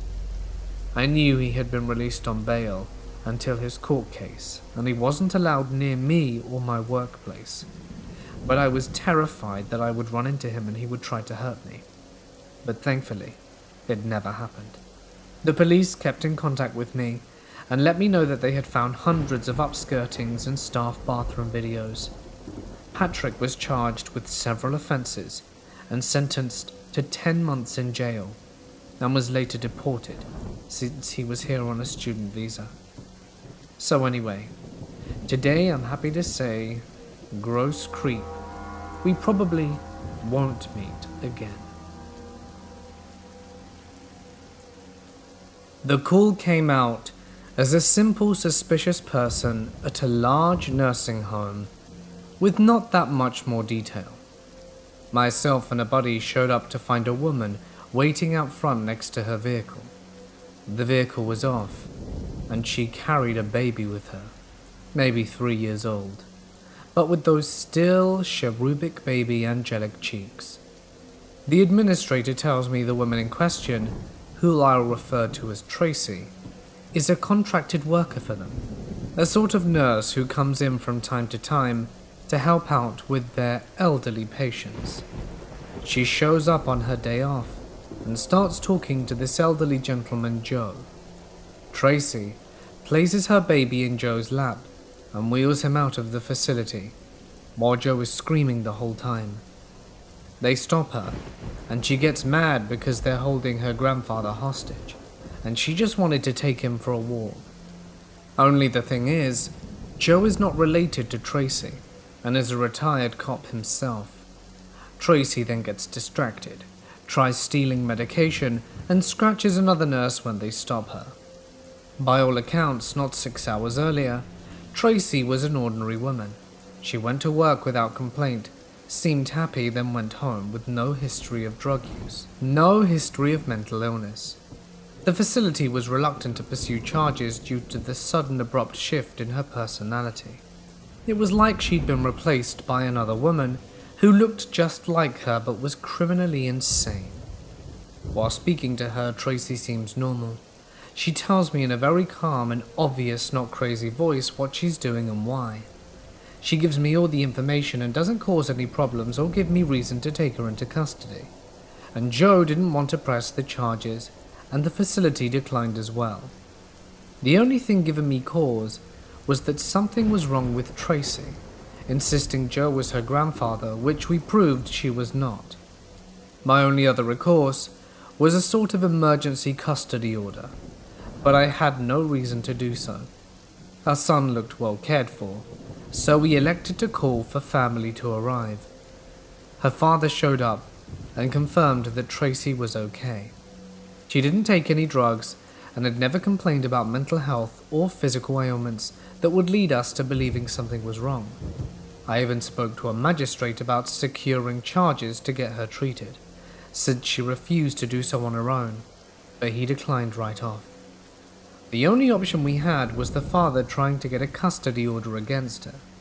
He took a few minutes speaking to her before pulling me aside and saying, "I can tell you that the woman looks like my daughter, but that's not my daughter." All this is happening. I hear the car door open and the doors lock. My stomach dropped, though I couldn't tell you why. Consider it a sixth sense all cops have, or I issued after time spent on the force. Sometimes someone sets off a trigger you can't explain, and you better listen to it. Inside the car, Tracy is holding her bouncing little boy in her arms. I knock on the window and ask if we can talk some more, and she refuses. Ask if her father can hold the baby, and she tells me, "That's not my father." I try to negotiate while my supervisor, who witnessed the whole thing thankfully, tries the other door. He took over talking to her while I positioned myself on the other side of the car, trying to open the door handles. Both our warning flags were going off and we couldn't say why. She gave no reason and we had no cause. Then Tracy says, "You're just trying to take away my baby." She pulls the baby into her chest and the baby stops laughing. It stops breathing, and the little jerk on its hand tells me that it's not breathing. It took 3 swings of my baton to break the glass. All the while the supervisor is screaming at me to get in. I crawl across the broken glass, reach across the seat, pulling the baby's head from her arms. It lets out a bloody wail, and Tracy looks at me in the face. I see the driver's side door open, and Tracy just smiles at me. "You're trying to take my baby, you white devil." I felt like it happened in an instant. Tracy bares her teeth and bites the baby. I hear the baby screaming in pure pain. I reach forward, wrapping my arms around her lower jaw and upper forehead, and pulled the baby off her. Tracy goes limp, and grandfather takes the baby inside to be treated. He lived, but we never found his ear. I saw her later in court after all the charges were dismissed, in lieu of lifetime commitment to a mental institution. All of the life gone from her eyes, just like that night. The lights were on, but no one was home. I still can't explain how an otherwise healthy and vibrant person can go from zero to crazy just like that, and it haunts me to this day more than any ghost story I've ever heard. This happened when I was 11. It was Halloween night, and to make things even better, this year it fell on a Friday. I was trick-or-treating with a friend of mine, Jane, and both her and her mum. Jane was dressed as a birthday present, and I was Dorothy from The Wizard of Oz. It was around 9 p.m, and Jane and I had collected a mountain of candy, to the point where our arms were beginning to hurt from carrying these heavy bags. During our trek, we came to a hill in our neighborhood where there aren't any houses until you get to the top. I was determined to increase my candy intake as fast as possible, so I sprinted to the top of the hill, leaving Jane and our parents behind. When I reached the top, I heard my mum yell for me to wait for them, but I was impatient, but I still did what I was told. About that time, a black car pulled up next to me. I think it was either a Volvo or Honda Civic, and a guy who looked to be in his late 20s to early 30s rolled down his window and said hello. He looked like the friendly type, so I happily said hello back. He asked, "Have you gotten a lot of candy tonight?" "Yup," and showed him my nearly overflowing bag. "That's awesome. Can you come here and give me some candy?" That's when I froze. My parents were the kind of people who drilled stranger danger warnings into your head, and this guy may not have looked like a creeper, but all the signs were there. At this point, I didn't really know what to do. I guess the guy saw my face because he motioned for me to come. "I just want a little candy, not the whole bag." I noticed someone in the passenger side lean forward to look at me too. Both of them had creepy smiles on their faces. I contemplated whether or not I should run, but it was lucky about that time my mother came running up the hill, having seen what was going on. The guys saw her too, faces turning white. "I gotta go," he said, staring at my mum the whole time, and floored the car down the road. My mum ran to me and I threw my arms around her. When Jane and her mum finally caught up, we all walked back to my house. My bag of candy was eventually able to take my mind off the situation, but I occasionally look back on this nowadays and can't help but wonder what would have happened to me if I'd have gone up to that guy's car. Thank goodness I was smart enough not to.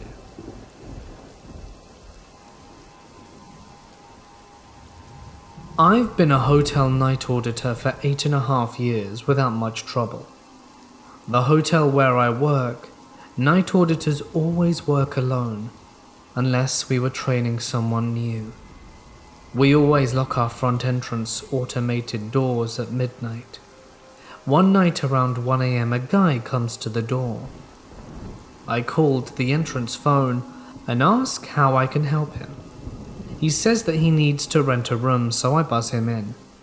He comes to the counter and asks the rate. When I tell him the price, he asks if he can use the restroom. He comes back and insists he needs water. I tell him where the faucet is, which is right next to the restroom that he just used. By this time, I think he's gonna rob me. I feel like telling him just to rob me to get it over with, and he comes back from getting water and asks if he can use the phone. He can't work the hotel phone because you have to dial 9 for an outside line, and that confuses him. So I dial the number for him, and my hands are shaking so badly that I have to try and dial it a few times. Instead of asking him the number, I write it down, and when I finally get it right, there's no answer on the other line. Then, this guy leaves. I swear to myself that I will not open the doors for anyone else tonight. And around 4 a.m. a different guy comes to the door and asks if he can use the phone. I'm not opening it for anyone, so I ask the number and I go to call it, and I realize it's the same number the first guy gave me. I can only see one person standing in front of all the glass doors, but I hear someone coughing, and it's not the guy I'm talking to. I know something is up, and instead of calling the number, I call the cops. 5 minutes later, 2 cop cars pull up. The first guy runs into the woods, and the second guy is still in the entrance, unable to run. The cop comes in to let me know what's going on. Earlier that night, there was a big fight at a trailer park down the road, and these guys were involved, and the police have been looking for them all night. People were hurt pretty bad because of these guys. The 2 guys had to get away and had no phone, so they were trying to make a call for a ride out of town. If they would have been upfront with me from the beginning about needing to use the phone instead of freaking me out, they might have gotten away. Earlier this year, during the spring, my wife had planned a trip with an older woman who she befriended. They had been friends even before I first met my wife. She had mentioned to me before that her friend was a witch and routinely performed rituals with animal limbs. I don't know anything about witches, to be honest, but what I experienced leads me to believe that she's bad news. I've yet to meet her in person, but strange things have happened after she visited our apartment. My wife's friend drove to our apartment early one Thursday morning, so that they could carpool to their destination. I work during the afternoon and into the night, so her knocking woke me up. My wife was already awake and greeted her at the door. They had a brief conversation in the living room and were on their way. After they left, I had a hard time returning to sleep, so I tried to kill some time on my phone. It was just after 9 a.m. when I felt some unusual vibrations underneath my bed. I was confused at first and thought I was experiencing an earthquake. The vibration then turned into what I can only describe as someone kicking my mattress from underneath it. I sat up in bed and carefully observed other objects in the room to see if they were also shaking and to see if this really was an earthquake. Nothing else in the room was affected. No later than 10 seconds after sitting up, I felt my king-sized mattress come up off the bed frame about 2 to 3 inches and lightly lean from left to right. After that, the mattress settled back on the frame. My body became unusually warm, and I was too scared to jump out of bed, fearing something would grab my ankles as soon as I touched the floor. I was 9 years old or so, too young to have a say, and the minister convinced my mother that I was possessed, and she brought me to his house so that he and his wife could cast out the demon. They had me sit in this chair in this tiny room, covered in crosses and incense that made me feel nauseous, and began chanting at me, telling my mother that they were speaking in tongues, and I was getting scared. I begged my mother to let me go home because they were frightening me, and they kicked her out of the room, telling her that meant the demon wanted to leave because it was working. They told her not to worry if I started screaming, so at this point I'm actually terrified. They strapped me to the chair and splashed me with holy water, which was absolutely freezing, and I kind of yelped when they did that, and that was another sign that it was working. This went on for about an hour to hour and a half, and to be honest, I was so scared and upset, I just cried for the last 40 minutes or so.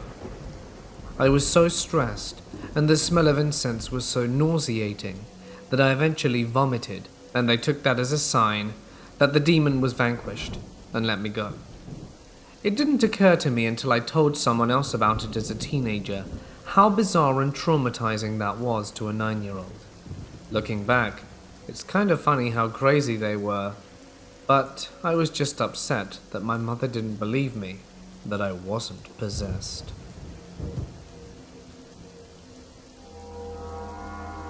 Before my parents split up, we used to live in this huge old house. We lived in that old leaky house until I was around 14. The thought was to renovate the nearly 100-year-old house, but I guess life got in the way for my parents. The house had 2 floors, and all of our bedrooms were up on the 2nd floor. The largest part of the 2nd floor was dominated by the attic. It was a creepy attic filled with discarded things from both our family and the previous owners. I knew the attic pretty well, because although I was terrified of it, me and my best friend would hide things we shouldn't have in there. A stolen baseball bat, fireworks, and other things 10 to 14-year-olds should hide from their parents. The attic had an old wooden door that had a key in it. The door was always locked, unless someone was in there. My bedroom shared a wall with this attic. I had insomnia when I was a kid, or at least the doctors told my parents it was insomnia. One of my biggest secrets is that I slept with a nightlight on, hiding under the covers and pillows until I was 14. I would strategize how I would sleep, and make it look like the bed was empty by sleeping under the mattress, or by having my head under the pillows. The reason? Almost every night I would hear stuff from the attic shift and move. It often sounded like someone was rolling heavy balls or bowling balls across the floor in the attic. Sometimes I would hear knocks on the walls. Sometimes I heard what sounded like whispers. Me and my best friend would sometimes summon the courage to explore the attic in the daytime, always with the door open, never alone. I was obsessed with finding the balls, the ones I heard rolling across the floor. The other sounds I could write off as sounds a house would make, but the rolling balls and the whispers were unexplained. We never found the rolling balls, or any other source that could explain it. I'm sure there could be a plausible explanation, but I never found one. I do not believe in the supernatural, but for some reason I still get scared thinking about it. We moved when I was 14, and the first night after we moved, I slept with all the lights off, head on the pillow. I have slept well since. I spoke with my mother about these things a few years ago, when I told her about the sounds. She grew a fearful expression, and said that she didn't want to talk about it anymore.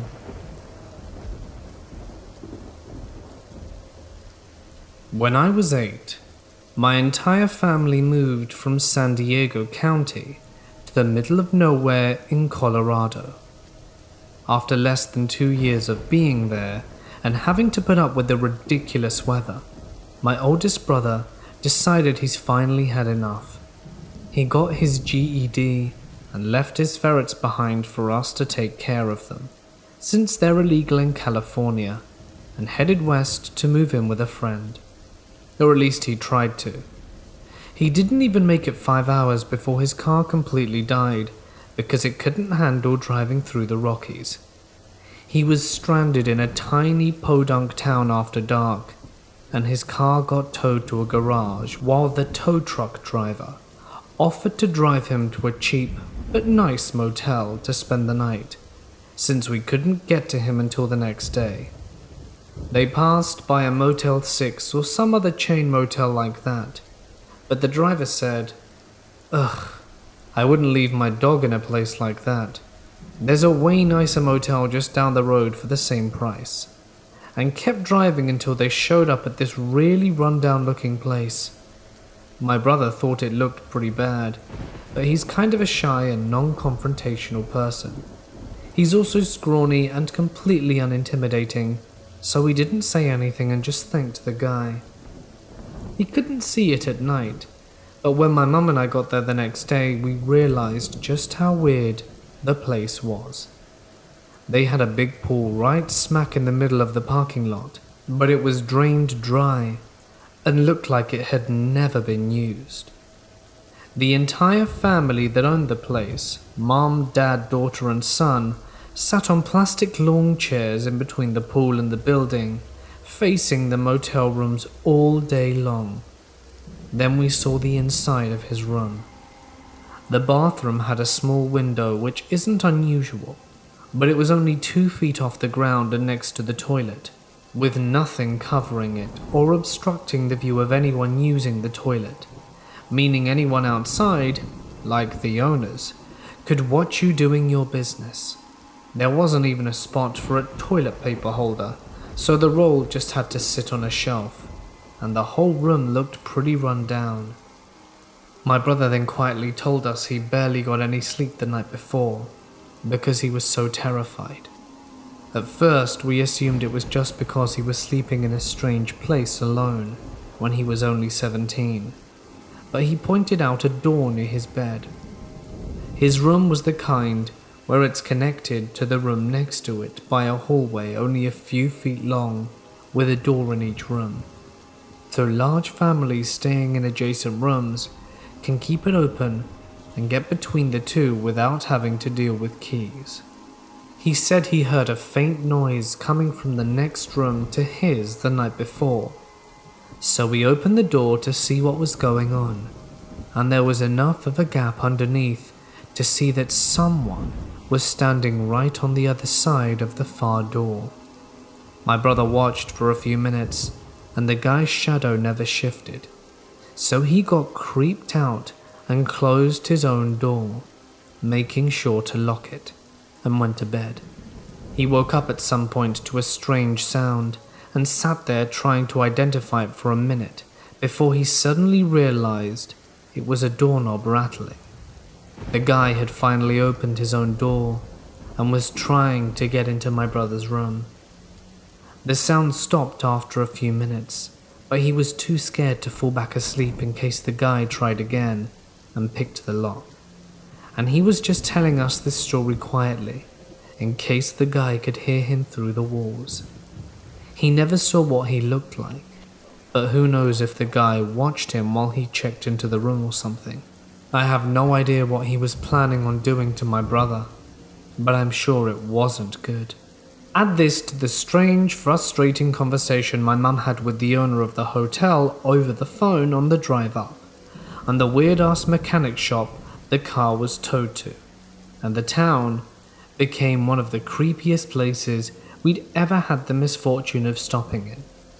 It would have cost more to fix the car than it was actually worth, so we just abandoned it, and my brother had to come home again, which he was actually happy to do after such a freaky experience.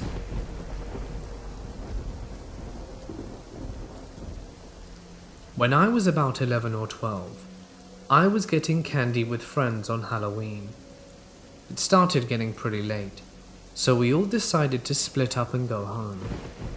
I was going down this one street that was really dark, and this dude comes out of his house as I was passing by, and I heard, "Hey, I could use your help."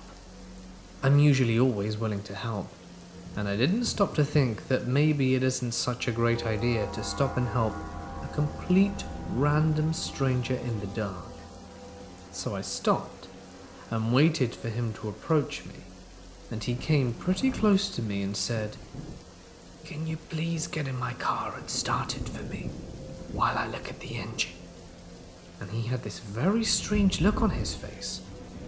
I ended up getting really bad vibes and said, I really gotta get home." I could barely finish my sentence before he said, "Oh, it's okay, you don't have to go home. I'm a nice guy and just need some help. Please, get in my car and help me. I'll give you a lot of candy for your help."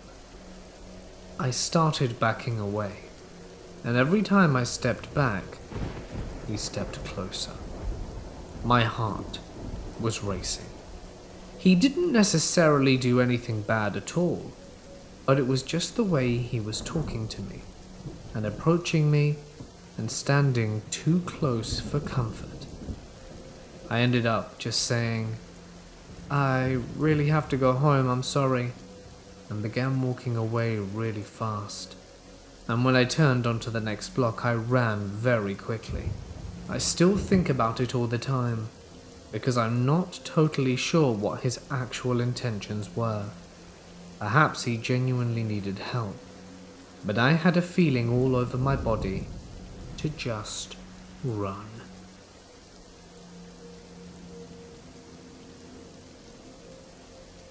I'm a manager at a movie theatre and often work until about 2 a.m. I have a few stories that come to mind from creepy experiences working the night shift. The first one was when I was walking down a hallway to clean a theatre while talking to my projectionist. I walked into the theatre, got to the top, and started cleaning the top row. I saw my projectionist cleaning at the bottom of the theatre, and as I turned and said, "Thanks for helping me," I realized there was no one there. I got out of the theatre, and he just started coming down from the booth. I asked him if he was in the theatre cleaning with me, and he said, "No, I went up to the booth when you walked into the theatre." The second one was another time I was cleaning theatres. I was in one theatre when I heard something move behind the screen.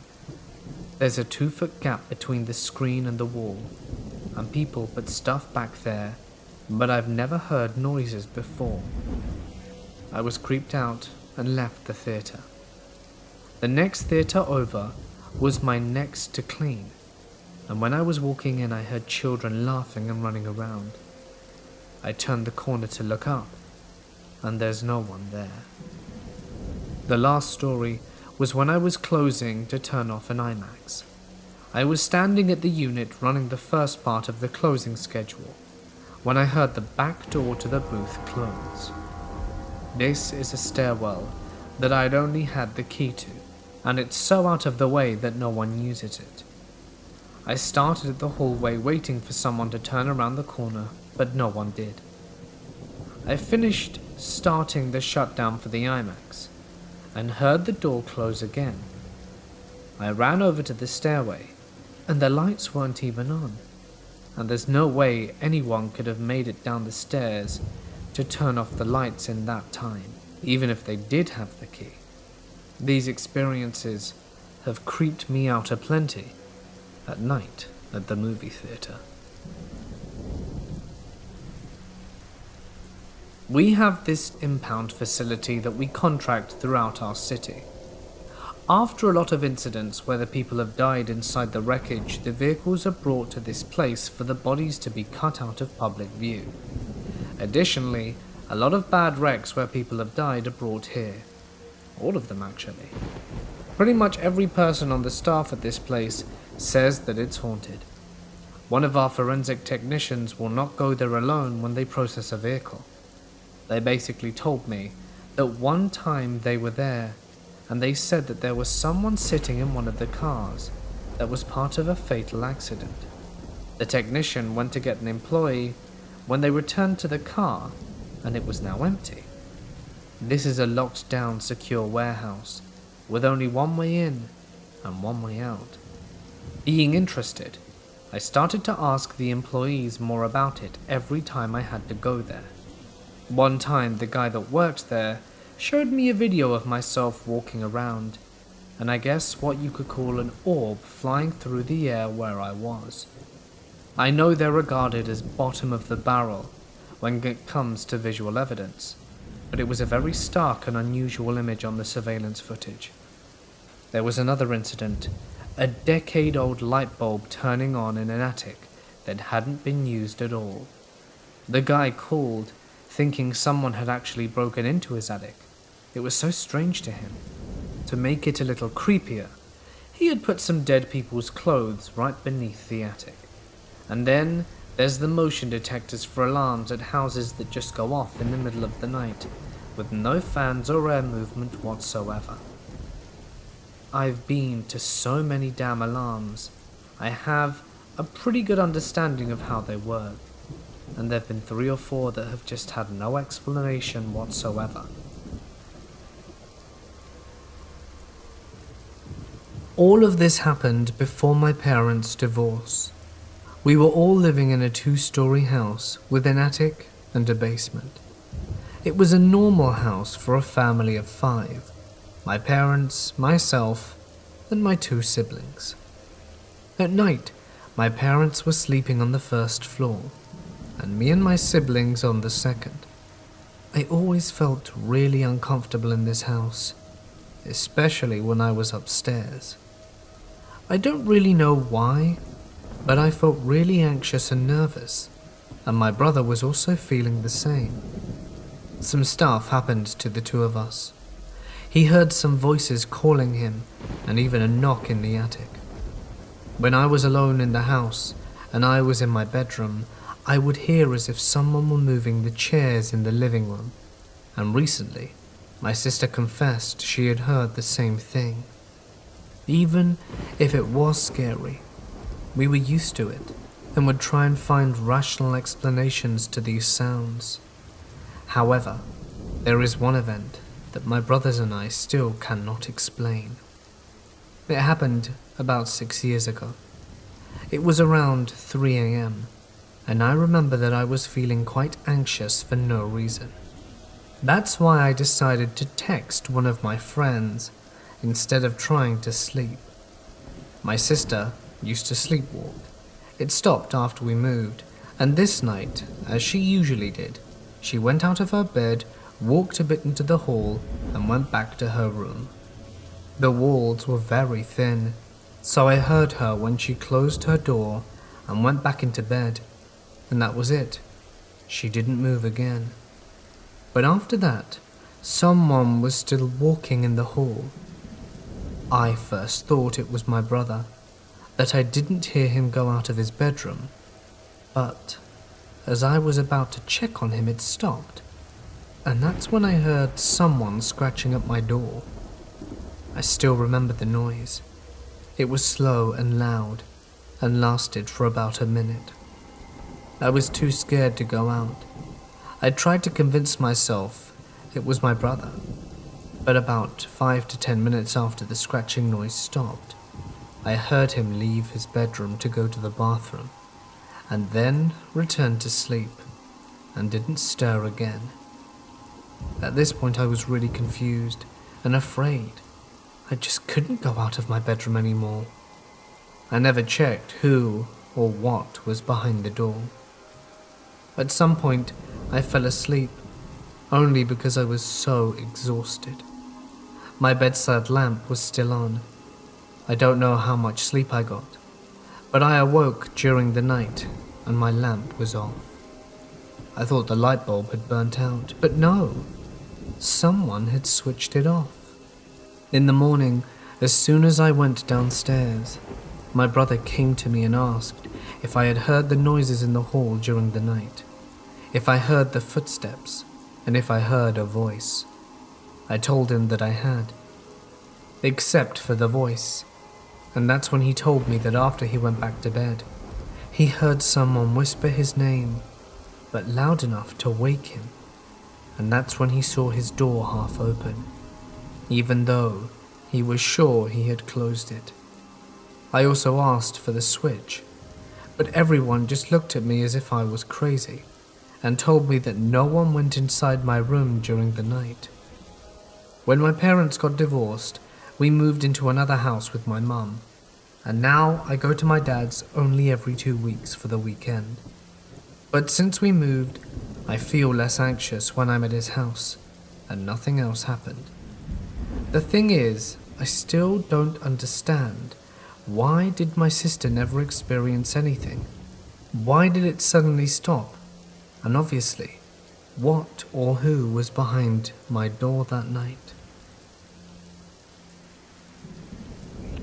This happened in my childhood and teen years, back when I was living in Venezuela. I am now 29 years old and living in the United Kingdom.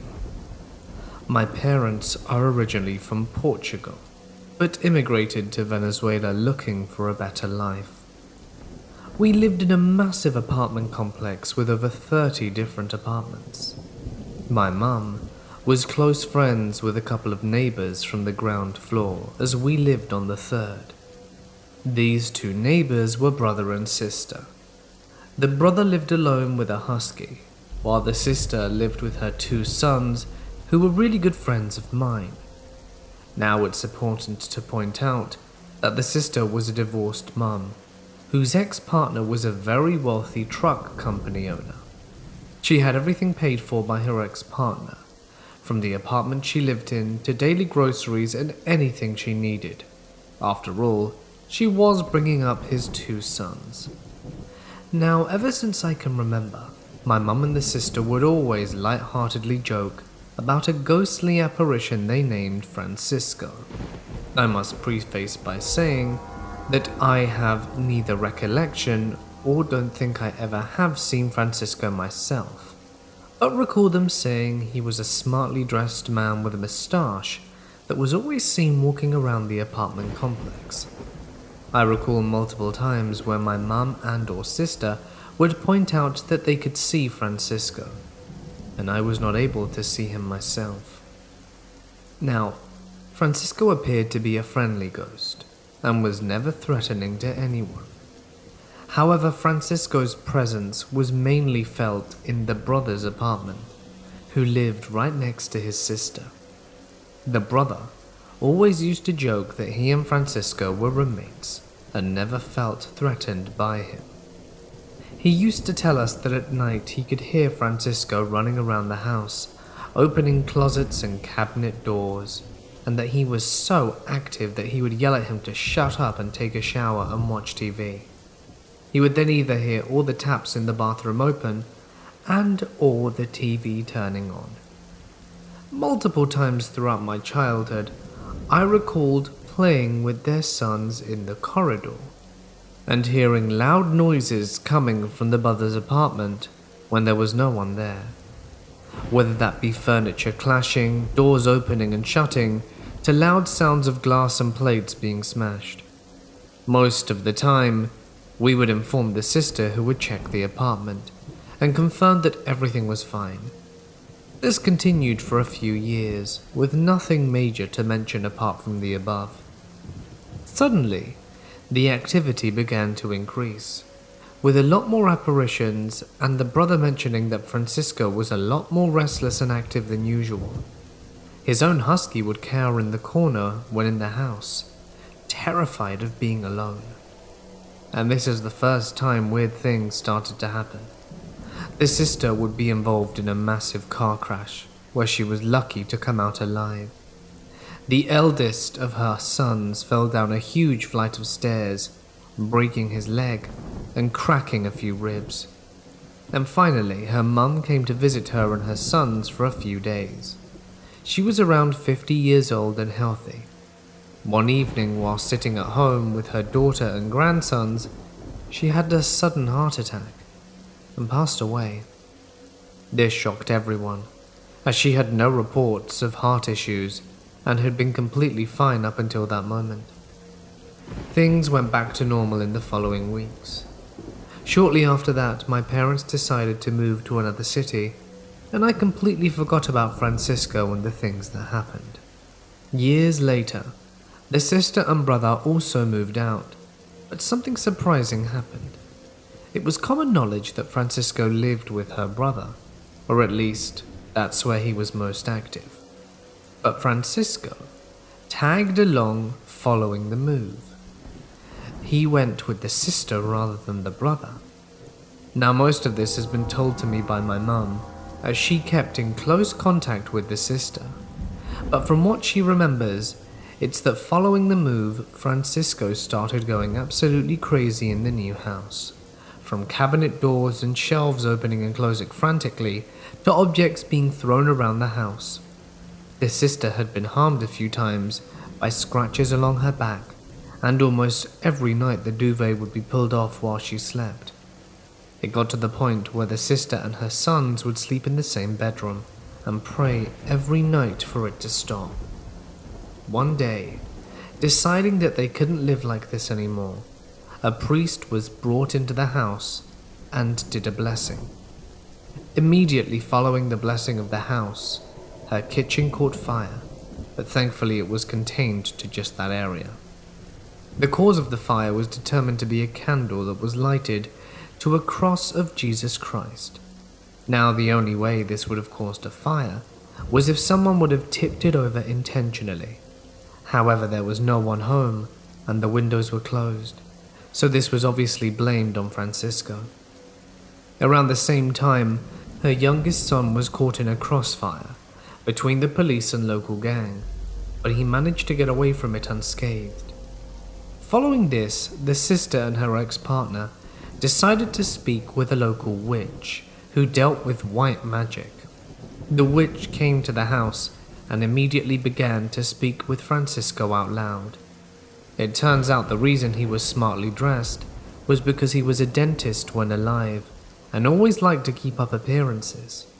He also died young, was buried at 30, and apparently someone had performed black magic using the earth from his grave and brought him back to the world of the living with one task: take one life with him every 10 years.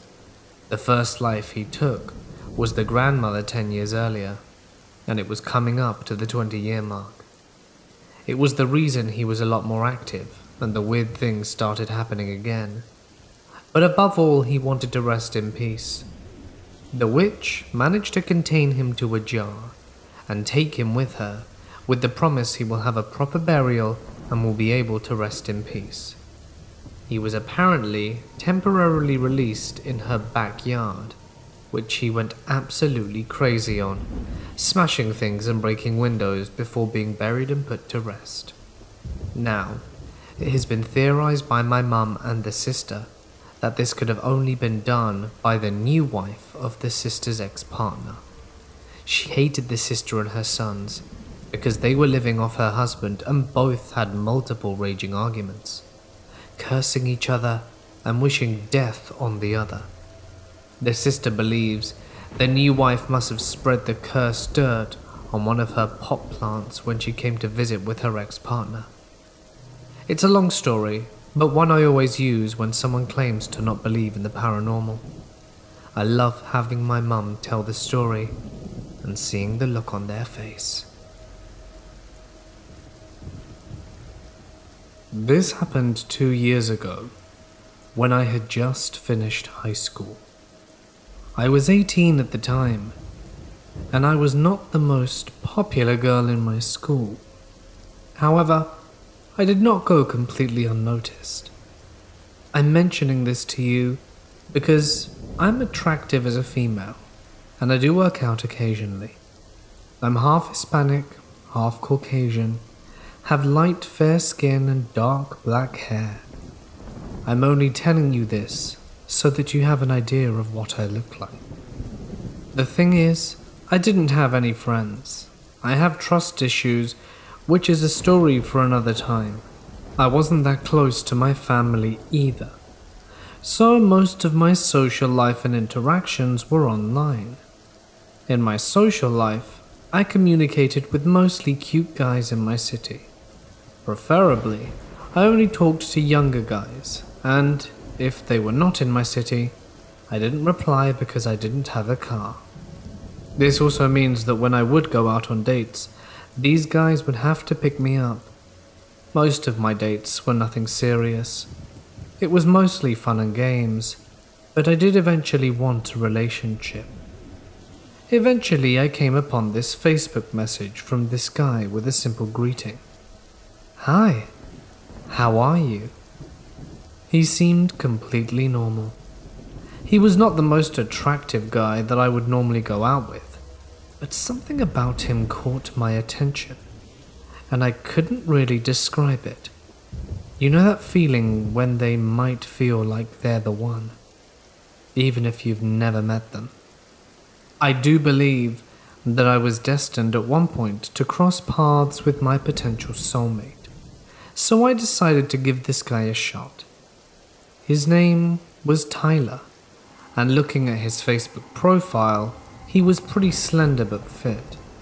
He had fair white freckled skin, and his hair was ginger, which I also really liked about him.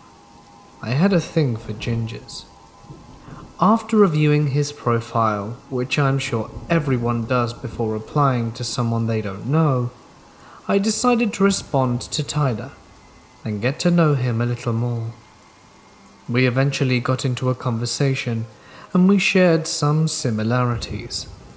After a week of conversation, we both decided it was time to meet in person.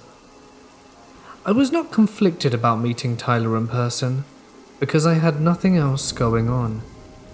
I was not working yet and I had just finished high school, so I had a lot of free time on my hands. The day we decided to meet came around, and Tyler already knew about my situation of not having a car, so he had planned on picking me up, and I decided to wear a cute, short black dress with a sweater over it, because it was slightly chilly outside, and I kept my long black hair straight and wore a little makeup. Sooner than later, the time Tyler was supposed to pick me up was here. It was around 9 p.m., which was the time we agreed he'd come to get me. But Tyler wasn't outside my house yet. He told me that he would be driving a black minivan, but I didn't see any black cars outside my house. It was getting late. An hour had passed, and Tyler didn't respond to any of my messages, though I could see they were all read. I was about to call it off when I got a notification from my phone. Tyler said he was finally here. I was annoyed of how long he took to arrive.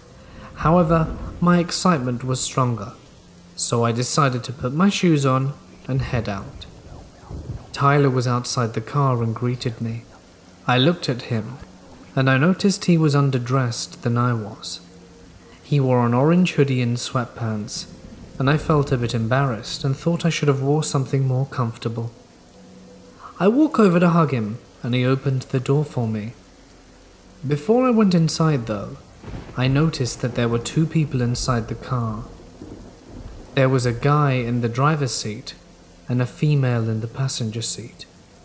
Alarms were going off in my head right away, but before I could do anything, Tyler escorted me in the car. Tyler then joins me in the back seat, and I was frightened to say the least, but I didn't know what this was yet, and Tyler never mentioned there would be people joining us. From the moment I got in, I wanted to leave. I noticed Tyler's appearance to be a bit older than he'd looked on Facebook. He was still attractive but looked tired, like he hadn't slept in a while. He never spoke one word to me inside the car either, which made me feel uneasy. All he did was wink at me several times on the ride, wherever we were going. We eventually pulled up to a motel, and I had an idea where this was going but wasn't sure yet. Everyone got out the car, and I was the last to leave. The others started to make their way to the motel, and Tyler grabbed my hand and made our way behind them. When we got inside the motel room, I noticed right away a girl passed out on the bed. I knew she was just sleeping though. Everyone got settled into the room, and I did my best to play along because I did not want to give off a vibe that alarmed everyone that would be trouble. As soon as a conversation was going, I found out that the girl from the passenger seat was Tyler's sister. She had glasses and was slightly overweight, and she looked a bit like Tyler. She also hadn't slept in days. Her name was Shelby, and I think the guy driving was the boyfriend of the girl asleep on the bed, as he was trying to tell us to be quiet. Tyler was still looking at me with these predatory eyes, like he hadn't been with a woman in a while, and Shelby was talking with the other guy who I didn't know the name of yet. It was not soon after that I realized I was in trouble. I saw drugs being taken out of a bag that they had on them, with more drugs hidden around the motel room.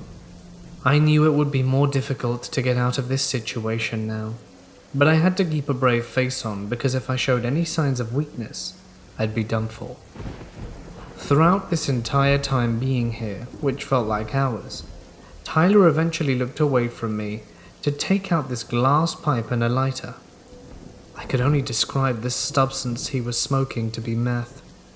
I'd never done drugs before, so I was frightened by the sight but kept a cool face. I was quiet the entire time, and then the other guy caught on because he asked Tyler why I was so quiet. Tyler shrugged, and then asked me the dreaded question. "Would you like to smoke this, babe?" I didn't know how to respond to that. I was shocked and scared. My mind began racing with so many thoughts. It took me a few short seconds to say, "Yeah, sure. Thanks, babe." I decided to play this out as smartly as I could. I thought if I played along, I could sneak out somehow while everyone was caught off guard. Besides, in a situation like this, you have to think on your feet and be smart. If I'd have said no, I can imagine different scenarios of me not making it through the night. So playing this out, I waited for Tyler to finish smoking the pipe until it was my turn. After watching him for a few seconds, it was my turn. Tyler passed me the pipe. I hesitantly lit it and began to inhale the smoke. I wasn't sure if I did it right, but didn't care.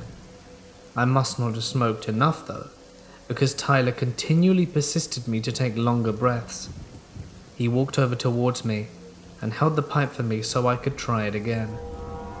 I coughed the first several times, and the others looked at me. They must have noticed that it was my first time doing this, but I hoped that they would think it had been a while for me.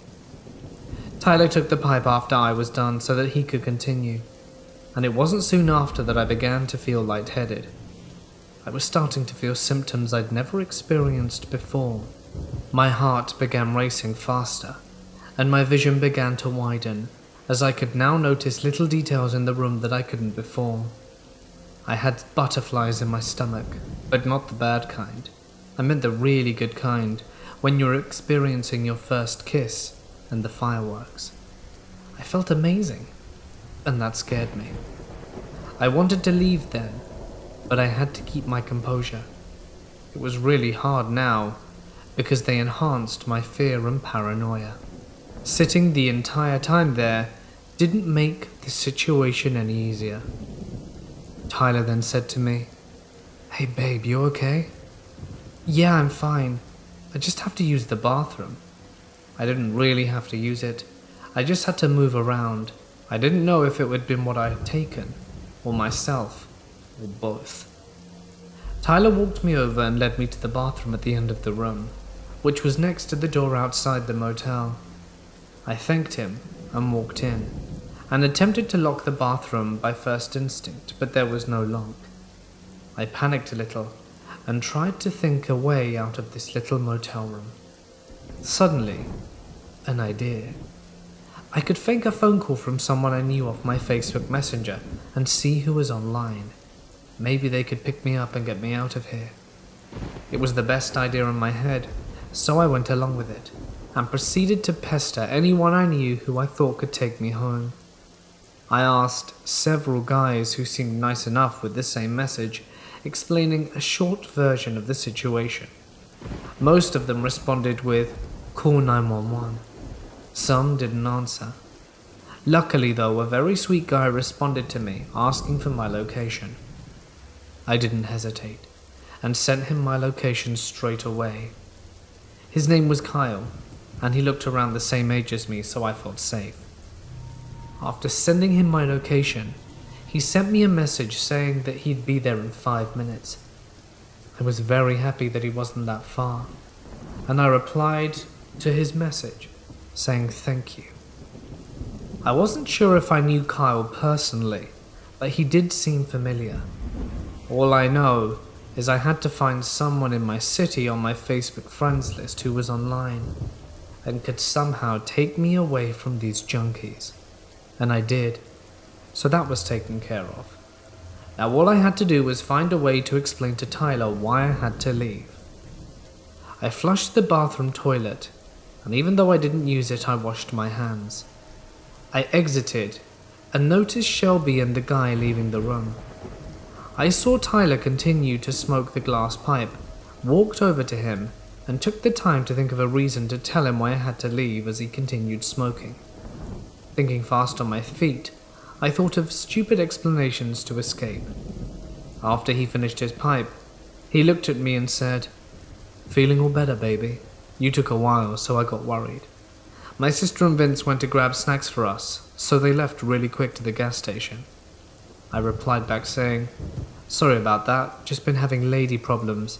And is that the guy's name, Vince?" "Yeah, that's Vince. He's stolen from us before, so we're hanging out with him, pretending to like him." I hesitantly replied, asking, "Oh, what did he steal from you?" "He stole my sister's car and never returned it. So we're keeping him real close. You know what I'm saying? Keep your friends close and your enemies closer." I chuckled to Tyler softly, pretending to agree with him. I then had a bright idea to make an excuse to leave. "Hey Tyler, I have to check on my big brother. He said he'd be picking me up tonight and I have to see when he's coming to get me." He looked annoyed when I told him this, but I didn't care. I went on my phone and tried to call Kyle, who I messaged earlier, and he picked up after the first ring and told me he was there. I told him I'd be 2 minutes. I walked back over to Tyler, made an excuse how he's earlier than expected, and why I had to go. He stood up, glass pipe in hand, and told me that I wasn't leaving. I felt sick. As he said that, I wanted to throw up. I kept my composure, however, because I didn't think he would hurt me with someone else in the room, even if that person was a petite and passed out. I firmly told him, "Okay, let me run downstairs to the parking lot and tell him that I'm fine staying with you tonight." I grabbed his hand as I said this in the hopes that he would believe the lie. He looked conflicted about what I was saying, but agreed to let me walk outside to my fake brother Kyle from Facebook, who was saving me. Tyler watched me walk outside the motel room, and I could feel his eyes piercing behind my back. Even though I couldn't see him, I definitely felt it. I glanced behind me when I was going down the stairs to the parking lot to see if I was being followed. Fortunately, he wasn't. So I took that opportunity and dashed to find Carl's car. I didn't care if he heard me running to the parking lot in front of the motel as fast as I could. But then I panicked. I never asked Kyle which kind of car he drove, so I looked at every car until I saw anyone with their lights on. I then saw a car drive up to me, stop and roll down their window. It was Kyle. He opened the passenger seat and I immediately got inside. He looked worried, but I told him to just drive out of there, and he agreed. He seemed spooked by my reaction, and I didn't seem to like the area I was in either. So he drove out of there in a flash. But with my adrenaline acting like crazy, and paranoia from what I'd been taking, I kept glancing behind me, making sure we weren't being followed. But Kyle assured me we were safe. Eventually I felt safe enough, and told Kyle everything. He looked shocked by my responses, and he told me he was glad he could help me out. I told him again how grateful I was that he was there to pick me up, and he explained to me that he was glad to help a lady out if someone needed it. It was then that I found out Kyle wasn't just a stranger, but he was a date that I'd went out on a while ago from the Plenty of Fish dating app. Kyle was also a soldier who lived on a base in my area, and that made me feel safe. Once he arrived at my home, he told me to be careful with who I met up with. I hugged him, thanked him, and blocked Tyler on Facebook. I wasn't worried about Tyler knowing where I lived, because at the time a sheriff lived across from me, and Tyler knew about it too, because when he came to pick me up earlier that night, he looked around the neighborhood to see a sheriff's car across from my house. But the sheriff's car's lights weren't on, of course, which is why Tyler probably didn't get spooked right off the bat. But he did ask me earlier that night if I was the sheriff's daughter later on in the motel room.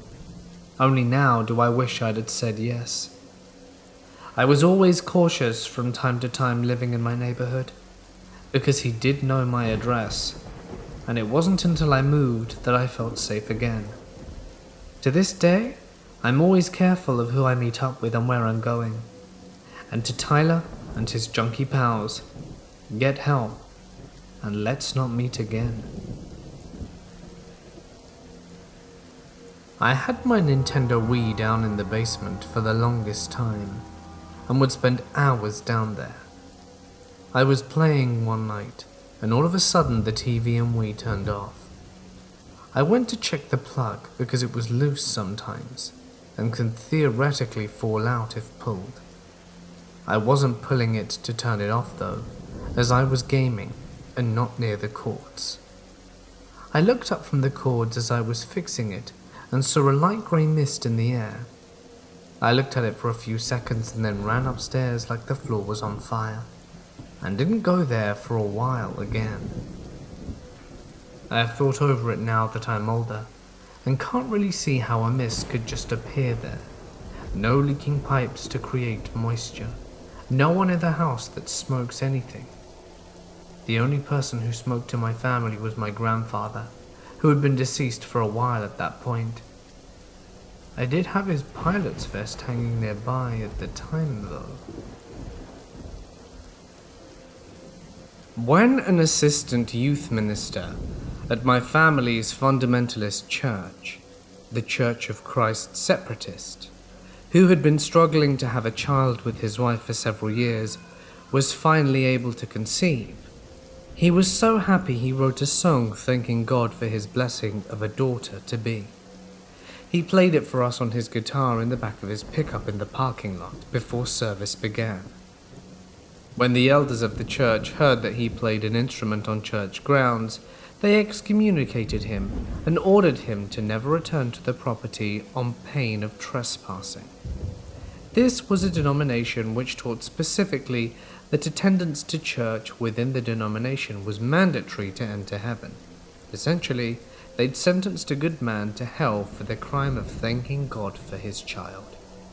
I asked my grandfather why they had done that, and he told me that the church forbade instruments because they were not permitted in the Bible. I pointed out that the harp and the lyre were explicitly mentioned in the 2 Samuel and Chronicles, and that several of the psalms were specifically comprised for the harp, lyre, and trumpet. He replied that there were no instruments in the New Testament, and that the New Testament superseded the Old, so anything not explicitly permitted was disallowed in the church. When I responded that by that logic we should not be permitted to wear pants in church, as the New Testament makes no mention of pants, he flew into a rage and did not speak to me for some time. I stopped attending the church the following Sunday. This encounter took place around 10 years ago, when I was 15 years old. I grew up in a place called Clondalkin, a small town outside of Dublin, Ireland. The town is very old. It had started as an old monastic settlement in the 6th or 7th century, and to this day still contains remnants of old buildings and infrastructures from that era. There's a huge park in the outskirts of town, which was frequented by many people daily due to its wide range of recreational facilities, such as fishing ponds, baseball fields, and playgrounds. It really is a beautiful park, and I'd spent many memorable summers and weekends just hanging out around there with friends. Like most old towns, however, Clondalkin was not without its urban legends. One such legend was about a section of the park known as the Devil's Passage. This legend stated that there was a particular location in the park that contained a cursed tree and featured a lot of satanic worship. I won't go into too much detail about the legend, but you can read it online, I'm sure.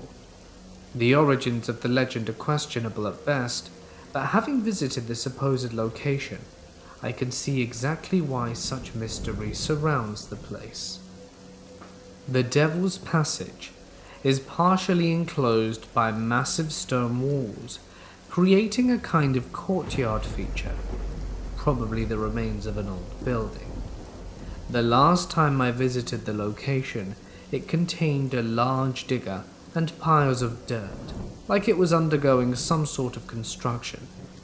At the back wall of the enclosure, there was a small grove of trees that contained the alleged cursed tree. In reality, this tree was pretty weird looking. It appeared to be floating. The bottom of the tree was cut off, yet it was entwined amongst the branches of adjacent trees. Even though I always knew it was obviously not haunted or cursed, it still gave me the creeps regardless. Anyway, on Halloween of 2006, my two friends and I thought it would be fun to spend the night at the Devil's Passage, and we were very much into the paranormal, and we could think of no better place to spend Halloween. Looking back, it was a pretty stupid idea, as it was such a secluded area in such a large park at night when the whole city was out getting drunk and partying. After telling our parents we were going trick-or-treating, we headed to the park at 6 p.m, set up our spot at the very back of the grove within the Devil's Passage next to some boulders which we used as seats, and lit a fire with some old newspaper we found and sticks. Looking around at all the empty beer bottles, burnt wood and graffiti, it was clear that this place was a hot spot for underage drinking and debauchery. Thankfully, we were the only ones here on this particular night. Well, at least for the first few hours. After a short while spent sipping on beers that my friend had managed to steal from his dad and puffing on cigarettes, we were visited by a middle-aged man. All of us panicked and began stamping out the small fire we had going. As the man approached, we could see he was wearing a formal black suit with white gloves. This man clearly wasn't the park ranger trying to kick us out. He was a middle-aged man with grey hair and a goatee. We yelled hello over to him to see what he wanted. He just smiled and kept walking towards us. He told us not to worry and that we weren't in any trouble. We asked him who he was and what he wanted from us. He then said he was throwing a bit of a party at the location tonight and asked if we would like to stay for it. At first, my friends and I looked at each other with some sort of disbelief. Was he joking? This guy certainly didn't look like the partying type, especially not the type to host a party in a park on Halloween night. We told him it was probably best if we just head off, and that we were sorry to intrude on his spot. He kept insisting that we stay, and he could offer us free booze and drugs. He even told us that there'd be girls coming, and they would love to meet us, if you know what I mean. While his proposal began to entice my two friends, I was now starting to freak out. Why didn't my friends think it was weird for a middle-aged man inviting a bunch of 15-year-olds to a party in the woods? After a few minutes of him trying to convince us to stay, it all became way too intense for me, and I interrupted him saying we had to go. My friends looked at me puzzled. We might as well stay for a few more drinks, it's not even 9 yet. I reluctantly agreed, but told them I'd be leaving at 10 with or without them. The more time we spent there, the more unsettled I felt. The man, who called himself Stuart, started asking us really weird personal questions, like if we were virgins, or if we'd ever considered doing it with another guy, even if we'd be willing to participate in an orgy. There was something clearly wrong with this guy. He seemed normal at first, but the more he spoke, the more he revealed himself to be absolutely insane. I don't know what this guy was doing here, but he definitely wanted for us to stay for some kind of dodgy reason. He kept telling us that the other partygoers would be coming very shortly, and with plenty of alcohol and drugs. but no one ever arrived. It was as if he was stalling and trying to keep us there for as long as possible. Eventually I grew tired of waiting around and wasting time with this creepy old git. I told my friends that I was leaving and that I'd see them later. As I began to walk away, Stuart became anxious. He practically begged me to stick around. At first he was polite, playful even, joking about how I was letting my friends down and that I would regret it if I didn't stay. When I refused again stubbornly, the threats started to come. My heart sank. He told me that he would kick the crap out of me if I tried to leave. His manner quickly changed from being friendly to downright aggressive. My friends, finally, started to back me up. They told the man that if he was going to be a dickhead, they were also leaving. That's when he took out a knife from inside his suit jacket and began brandishing it and saying that nobody was going anywhere. With a sudden surge of adrenaline, I picked up a big log from off the ground and whacked him across the head with it. I screamed at the top of my lungs for him to get the hell away from us and dragged my friends by the arm and started running as fast as I could out of there. He chased after a while, screaming about how his friends would intercept us on the way out and they'd catch us. He eventually gave up his pursuit and we escaped unharmed. To this day I don't know who the guy was or what his motives were. So creepy suited guy in the park? Let's never meet again. It was 2016, and I had just started a new job at a motel. It was low pay, but I needed an office job. One of my friends, Michael, got me this job, and for a few days I did training with the owner in the mornings. For the 2 nights Michael trained me, our job was the 11 PM to 7 AM shift. Nothing exciting, checking guests in and doing paperwork. My boss, the owner, went away with his wife on vacation for a week, which is attributed to the swift training I had to endure. So it was my first night alone on the night shift. There was a monitor with security cameras around the motel's property, and a large glass window all around the office building with a glass door. There was a no nights window, like most motels have. It was about 1 AM, fairly early into the night, and I was just doing my normal check-in paperwork, when a man walks in and asks if we have any rooms available. Usually if someone is sketchy, my boss has me lie and say no, but he seemed normal at the moment, and without hesitation I said, "Yes, of course. Just for one?" "Yes," he replies. So I begin creating the reservation on the computer, when I notice he starts swatting the air and making spitting noises as if he's surrounded by flies. I try to ignore this. As far as I was concerned, it wasn't my business, so I try to check him into the room as quickly as possible. I give him his key, and he's on his way. At this point in time, I could be described as very timid. I had a lot going on in my personal life, so I hope you can understand all my reactions to what happened next. The man comes back from his room and slams his hand on the glass door and causes me to jump. Absolutely frightened, I look up to see him just staring at me. He cracks the door and puts his head through it and says, "I can't get into my room. Why won't you let me into my room?" My only defense is trying to be helpful, so I replied, "Maybe there's something wrong with your key. Let me give you another one." The look in his eyes was inexplicable.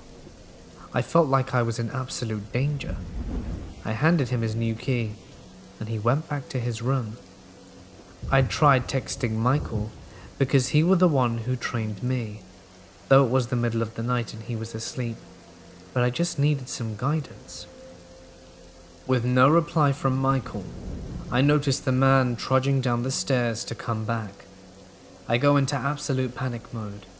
I run into the back office and lock the door, and I pull out my pocket knife.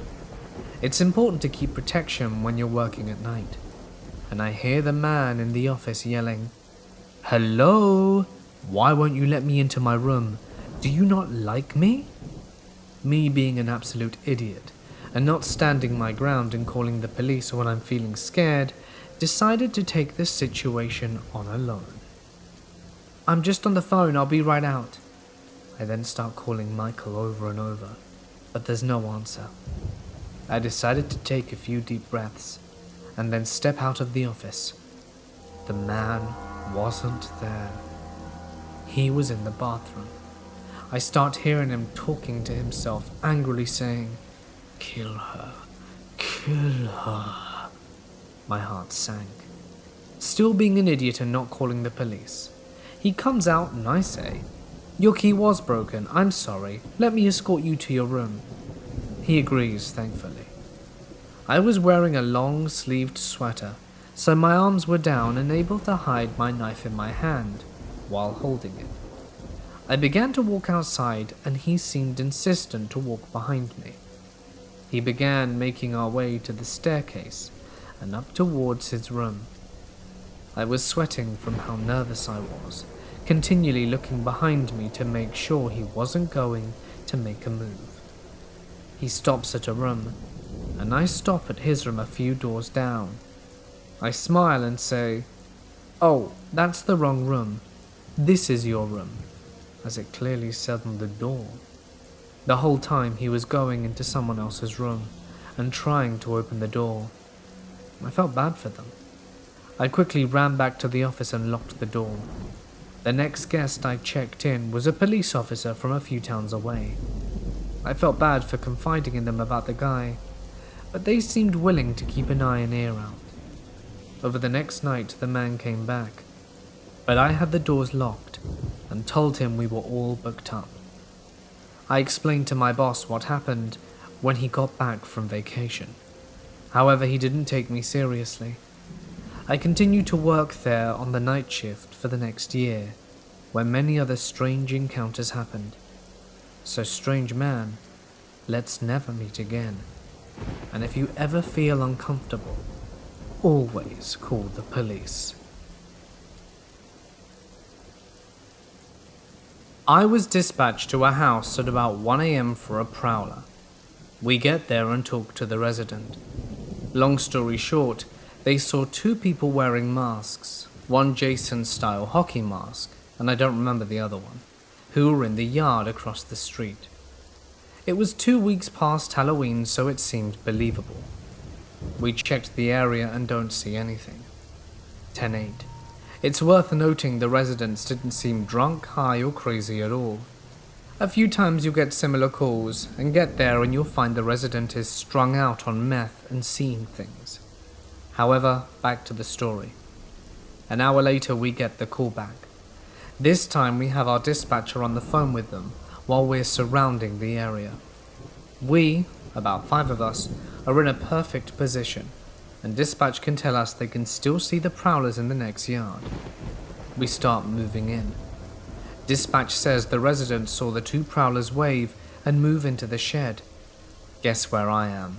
That's right, next to the shed. I give verbal commands, bang on the door, and there's nothing. Screw it, fine, I'll come in after you. The door's open, and it's empty. I even think to check for a trapdoor, but there's nothing. It's raised about 4 inches off the ground, so there isn't even a possibility of a door leading out. Again, I check the area and find nothing. I talked to the residents, and they said, as I was moving into the shed, the 2 put their fingers to their lips, giving the shh sign, and then they both waved. They moved into the shed as I was next to it. We went over every possibility trying to come up with an explanation. If the caller was just messing with us, they had no prior history of it, as in repeated calls for service at the address. I'm not much of a believer in paranormal stuff, but I can still appreciate a situation or I cannot logically explain what I had just seen. This one Halloween night in 2010, I just remember that I was older and participated in scaring the hell out of these kids. My dad is a huge Halloween freak. Every year we decorated the front porch like mad.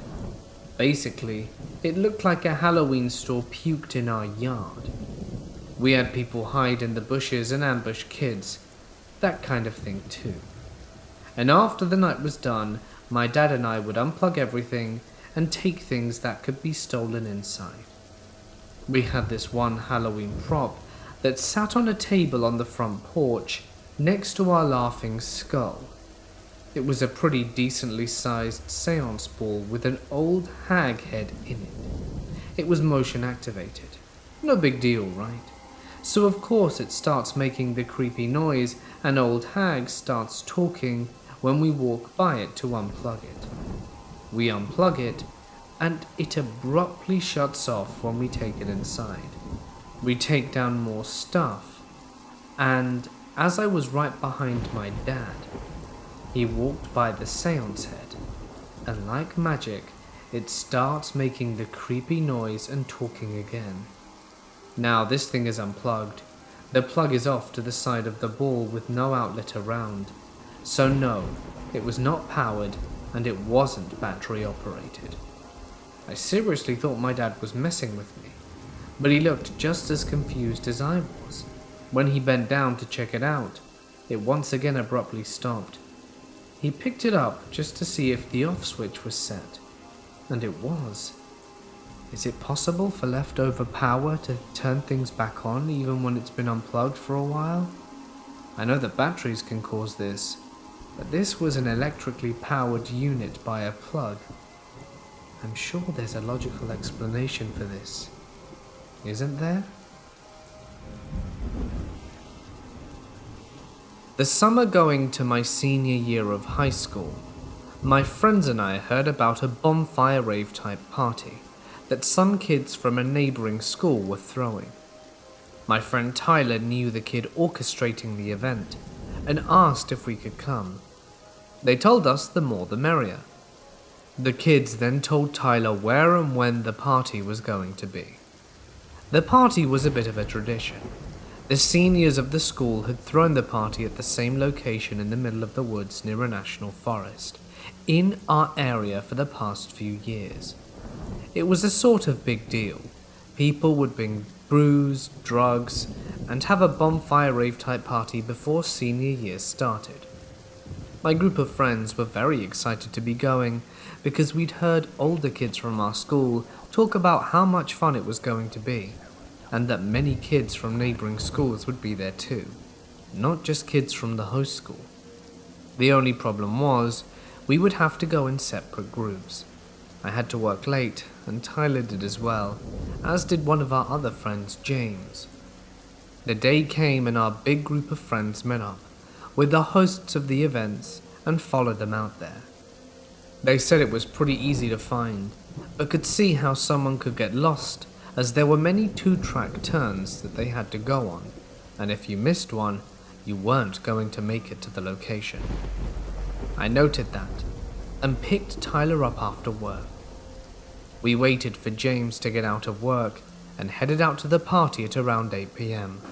It was starting to get dark when we arrived to the main dirt road that we were supposed to take, and we called on one of our friends at the party.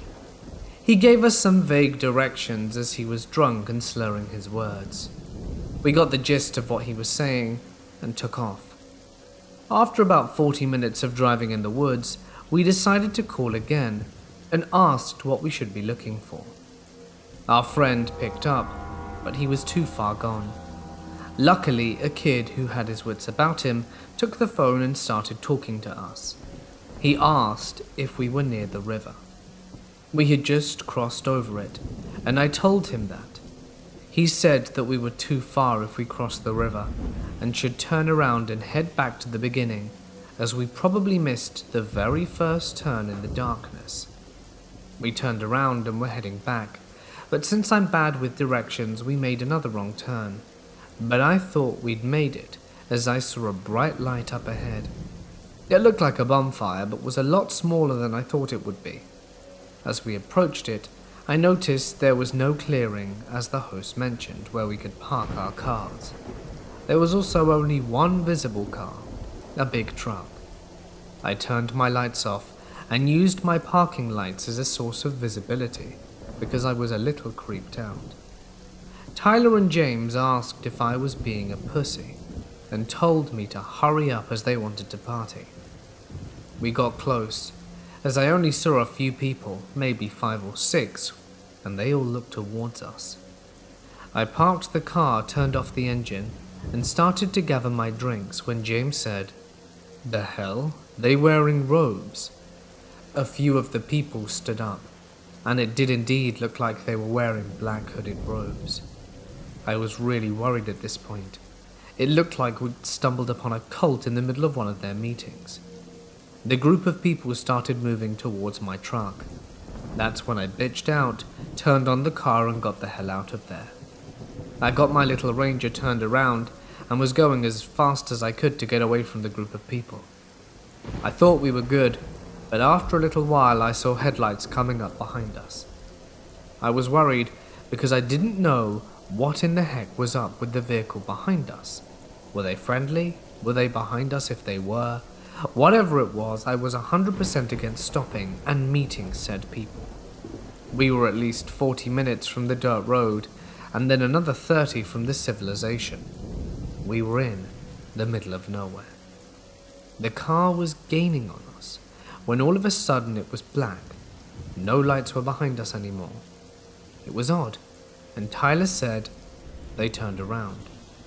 For some reason they turned around. Obviously we weren't being pursued anymore, but I was done in the woods for now, and we ended up making our way out of the forest and back home. The next afternoon I woke up to several missed calls from our friends who were at the party. They left messages and several texts, and I told them I would explain everything when we were together again, because the story was so crazy and long texting, and a phone call would take up way too much time. They didn't believe me when I told them what happened. Even after asking Tyler and James, they still wouldn't believe us. They thought we were making the whole thing up, but unfortunately we weren't. So somewhere in a forest of Michigan, there's a group of people who meet in the woods at night wearing black robes around a bonfire, doing who knows what. A friend of mine got a new house. He got a really good deal. It was about $100,000 or something. Really good for a small house. As soon as he moved in, something was off. He lived there with his girlfriend. The first encounter with the noises was when they were inside the house moving in. My friend was going up to the attic to store some extra stuff that wouldn't fit to pawn later. As he was going up the ladder, he heard a scrambling noise. He went up, and a terrible smell hit him.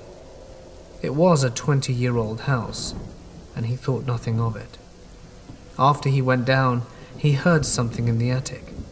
He figured it was a rodent, and after a few weeks called an exterminator.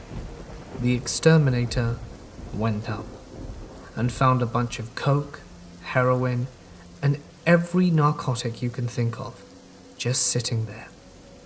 He called the police and they arrived and searched the house. My friend was cuffed, the house was searched, and in the attic, they found a pipe in the corner leading to the crawl space. They didn't have a crawl space as far as they knew. The cops went back down and searched the house. They eventually found nothing, and my friend took it upon himself to break the base underneath the house. He found a living space with his stuff from the attic, and a guy with long brown hair and a torn hoodie, and my friend's extra shoes. He yelled for the cops, still out front, and got the hell out of there. The cops wanted the man to put his gun down, and he did, and they told him to get in cuffs. He walked over to the hole my friend had broke and accepted fate. He was charged with illegal drug trafficking and sentenced to a year in prison. It still creeps out my friend, even though he moved the hell away from there a few months ago, to know that some drug dealer was hiding in his house for months with a gun. Last month, I got a job at a mini-mart to pay for uni, since my savings weren't quite enough. I was only able to take night shifts, since I spent most of the day at school and at home studying. When you're on the night shift all alone, it's not too hard, since barely anyone comes in the evenings. There's an office when employees can hang out when there's nothing to do, and there you can monitor the security cameras and go over what needs to be done. The security cameras even have built-in motion detectors that will alert you if movement is detected. I spend most of my time there with snacks and playing on my phone while I wait for customers to come in. The other employees describe it as getting paid for being alone in a store with the occasional break to help the handful of customers that come in during the night. On my first shift, I immediately noticed something out of the ordinary was going on. The motion detectors would go off whenever the store was empty, and the cameras didn't show anything. Then I began hearing faint voices and footsteps from within the store. The voices would be indistinct, but spoken in the same tone that a person would usually speak in when they're chatting with someone they haven't met in a long time. Even customers would sometimes hear this, and think it was me saying something when really I hadn't said anything at all. I usually go to checkout but find nothing. The store will be empty, and later when I was refilling the soda cooler, I started seeing people walk past me in the reflection of the glass door, but no one was there. This happened several times, and I never saw anyone near me. The coolers would also sometimes open and slam quietly shut at random times. Do you know that feeling you get when you're in a crowded room? That minor claustrophobic sense? And that feeling like people are looking at you? That's how I always feel when I'm closing up the store and cleaning up. It could be paranoia, and I'm just imagining it, but my past experiences led me to believe it's not. I've never had the nerve to mention this to my boss out of fear of getting labeled crazy, and possibly fired for being unfit, but I am dead certain there is something going on there. I don't intend to quit anytime soon, since I don't feel like I'm in any danger, and I don't need the money, but this scares me a lot. Every night seems to have more going on than the last, and I've began writing down in my phone what I witness. I'm not aware that anyone has died in the store, but it's been open since the 1920s, and anything could have happened. I've wanted to do research, but it's changed names and owners several times, which makes it a bit difficult. There are also times when I begin to hear footsteps, when I'm alone inside the store doing inventory or other duties. Sometimes I hear them walking right up behind me and stopping. It was a problem I had encountered earlier, but now it's become much more clear. Everything else is still present. The slamming coolers, moving reflections, and they've stayed relatively the same for now. What's made me sure of it was one night when I was closing up. I turned off the lights, and before I walked out of the office, I glanced at the cameras and saw a person standing in the store. I panicked and turned the lights back on, and they were gone. I didn't see it clearly, so it could have been an illusion, but I'm sure I saw a person. This, however, only happened once. After taking shifts there, I also have a harder time falling asleep the same night. It could be paranoia or irrational anxiety over the store, but it's possible that it had something to do with it. This doesn't happen at my other job. I've decided to give him my 2 weeks' notice soon. I've got another job as a security guard at a concert venue, and I think I'd be better suited. I doubt a lot of people will believe me, but I swear, it's all true. This isn't a typical definition of a cult, but I was raised Jehovah's Witness, and they were pretty delusional by about age 12 to 13-year-old me. It took a few more years to get out due to my father being an elder and someone who had no problem physically forcing his son to go to meetings and out in service, as in door knocking. Sounds like a corny fake scenario, but it took me being tough to fight him off. I was asked to leave the house at 17 while still in grade 12, and so I did. I had a job and I had an older friend to live with as well. That's when I realized that, in my opinion, it's a cult. That you could turn on your own son because he didn't believe what you believed. That you would beat your son because he was being bullied at school and couldn't stand door knocking anymore at his own neighborhood, where he encountered classmates either at their homes or as they were riding their bikes down the street on a sunny Saturday morning, with me walking my dad in suit and tie with a briefcase full of maniac ravings about living forever. A little over a year ago, I had a job working overnight at a gas station close to my house. I'm a woman and was 31 at the time. I know to some it seems unsafe for a woman to work graveyard shift by herself. However, it was a slow store and the sheriff's office was about 20 feet from it. I didn't really think I would have many problems. There would be about 30 customers in an 8-hour shift, and that was on a busier night. It was about 3:30 in the morning. I went outside to sweep the parking lot and last minute check the trash. It was time for a cigarette, and I had a headphone in, just kind of jamming out. Across the road in the parking lot of the sheriff's office, I saw a figure with his back to me. He was swaying back and forth while looking down. Honestly, he looked like he was enjoying a much-needed piss. Against the sheriff's office, though? Yeah. The building closed at 4 p.m. and didn't open until 6 in the morning. But why?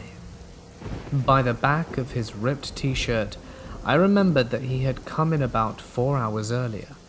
He was a total creep, and I could already tell he had a good buzz going on. I didn't say anything. I just took my eyes off him and tried not to draw attention to myself.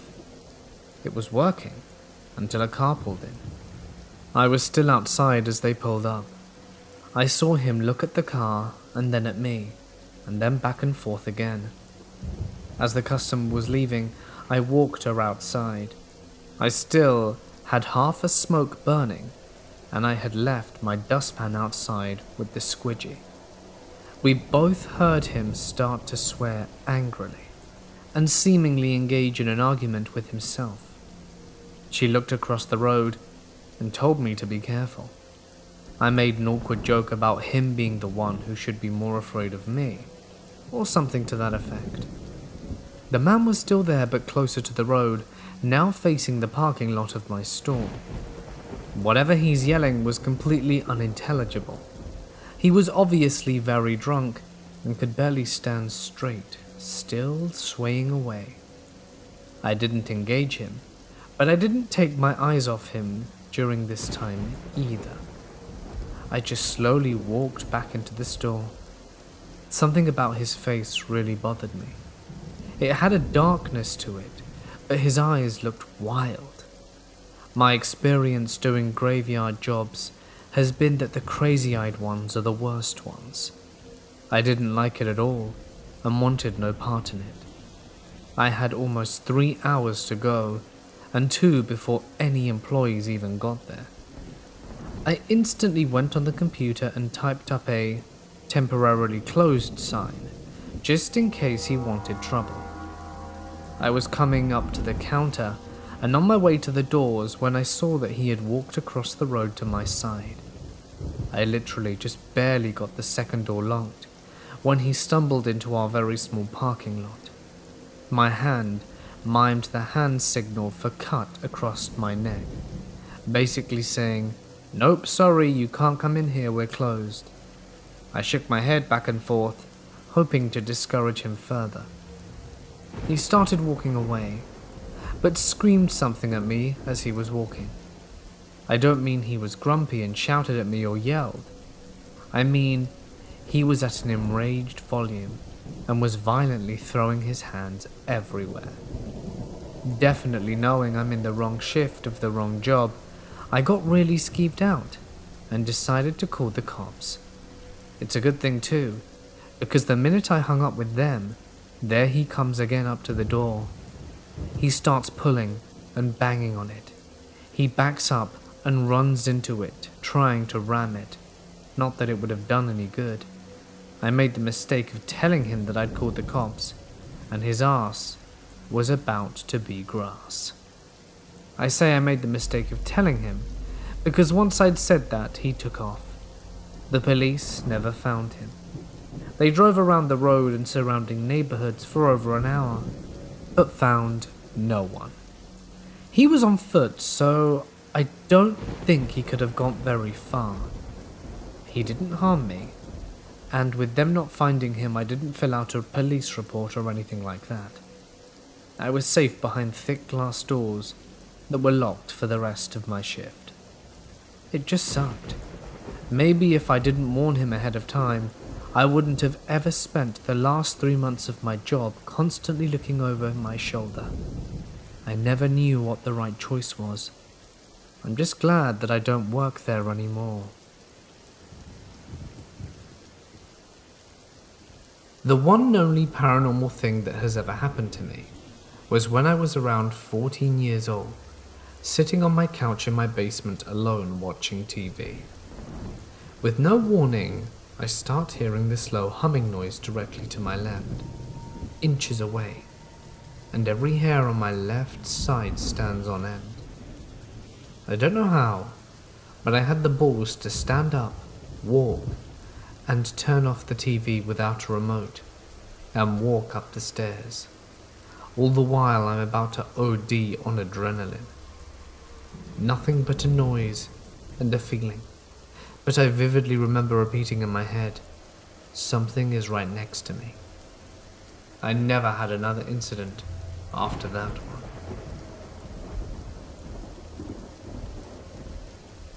I live near the ghost town of Alvera. Back during World War II, the government claimed eminent domination and booted everyone out, built a munitions/bomb factory. Fast forward to now, a chunk of the land was given back to the community as state game land. A portion of it hosts a federal prison, and a bunch of it sits unused by the government. The same land contains the remains of the town, just foundations and a well at this point, and a bunch of bunkers. These bunkers are concrete igloo-like structures, with a big metal door on one side, once used to store explosives. Now, it's used for teens to get drunk and do drugs. Over time, they've become covered in dirt and plant growth, so you might mistake it for a hill if you don't see the door. There are local rumors that devil worshippers hang out in there, in the gamelands, and have strange rituals in the woods, in some of the more out-of-the-way bunkers. I never believed these because every town has a place where there are devil worshipper rumors. But last year my friend claimed that it was true. He said that his parents were hunting one night and saw a group of people in robes chanting around a fire, and a figure wearing a deer head mask stood in the center. He also said that at one time, while he and his dad were hunting, he heard the chanting and singing and saw the smoke. This particular friend is a real straight shooter, and I wouldn't think him the type to make this stuff up, so I'm tempted to believe him. Now, for my own experience. When I was in high school, myself and about 5 friends were all having an all-nighter at my house in the summer, playing manhunt in the woods, shooting each other with airsoft guns, the usual. At night, we all went out with flashlights in the woods, because of course that's what you have to do. The woods around my house are all the same woods as the game lands, and there are only 2 properties between mine and the game lands.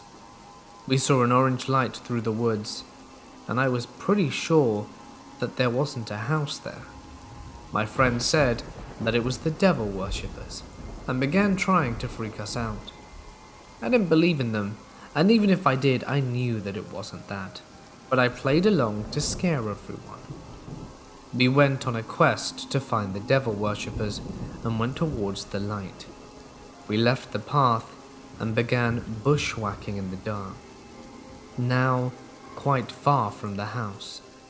We heard my neighbor's dog in the distance barking its head off, probably at us, but then it got really intense and made a horrifying noise no dog should make, and stopped. I've seen the dog since, so it didn't die, and we were a bit taken aback by the noise, so we all stopped and listened. In the dark, from just beyond the reach of our lights, we heard footsteps. Bipedal crunching footsteps. Not a squirrel in the brush, nor a deer crashing through the bushes, but a clear crunch, crunch, crunch, crunch of the leaves. At that point, we all decided to head back.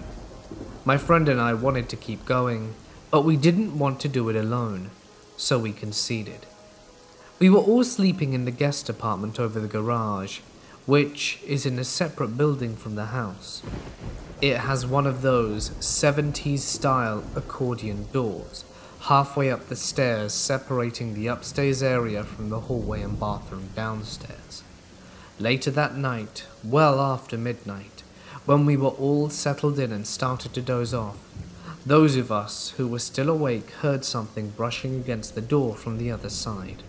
It was a flimsy plastic/linoleum thing, so it was moving as though something bumped into it, and we could hear the noise clearly. I gathered up the courage and said out loud, "Does anyone else hear something bumping the door?" I get a few shaky yeses from around the room. "Is anyone going to get up and check it out?" Several nopes, and I sure as hell wasn't going to go do it. It went away after a few minutes, and then we fell asleep, somehow.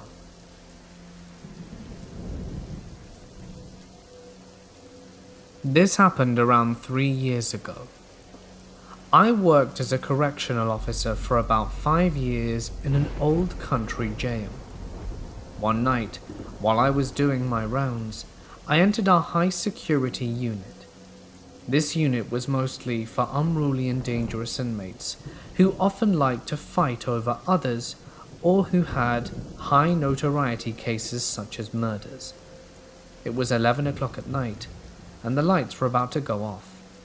In this particular unit, a lot of the inmates would stand at the doors and watch the dayroom TV from their cell, since it was a solitary housing unit.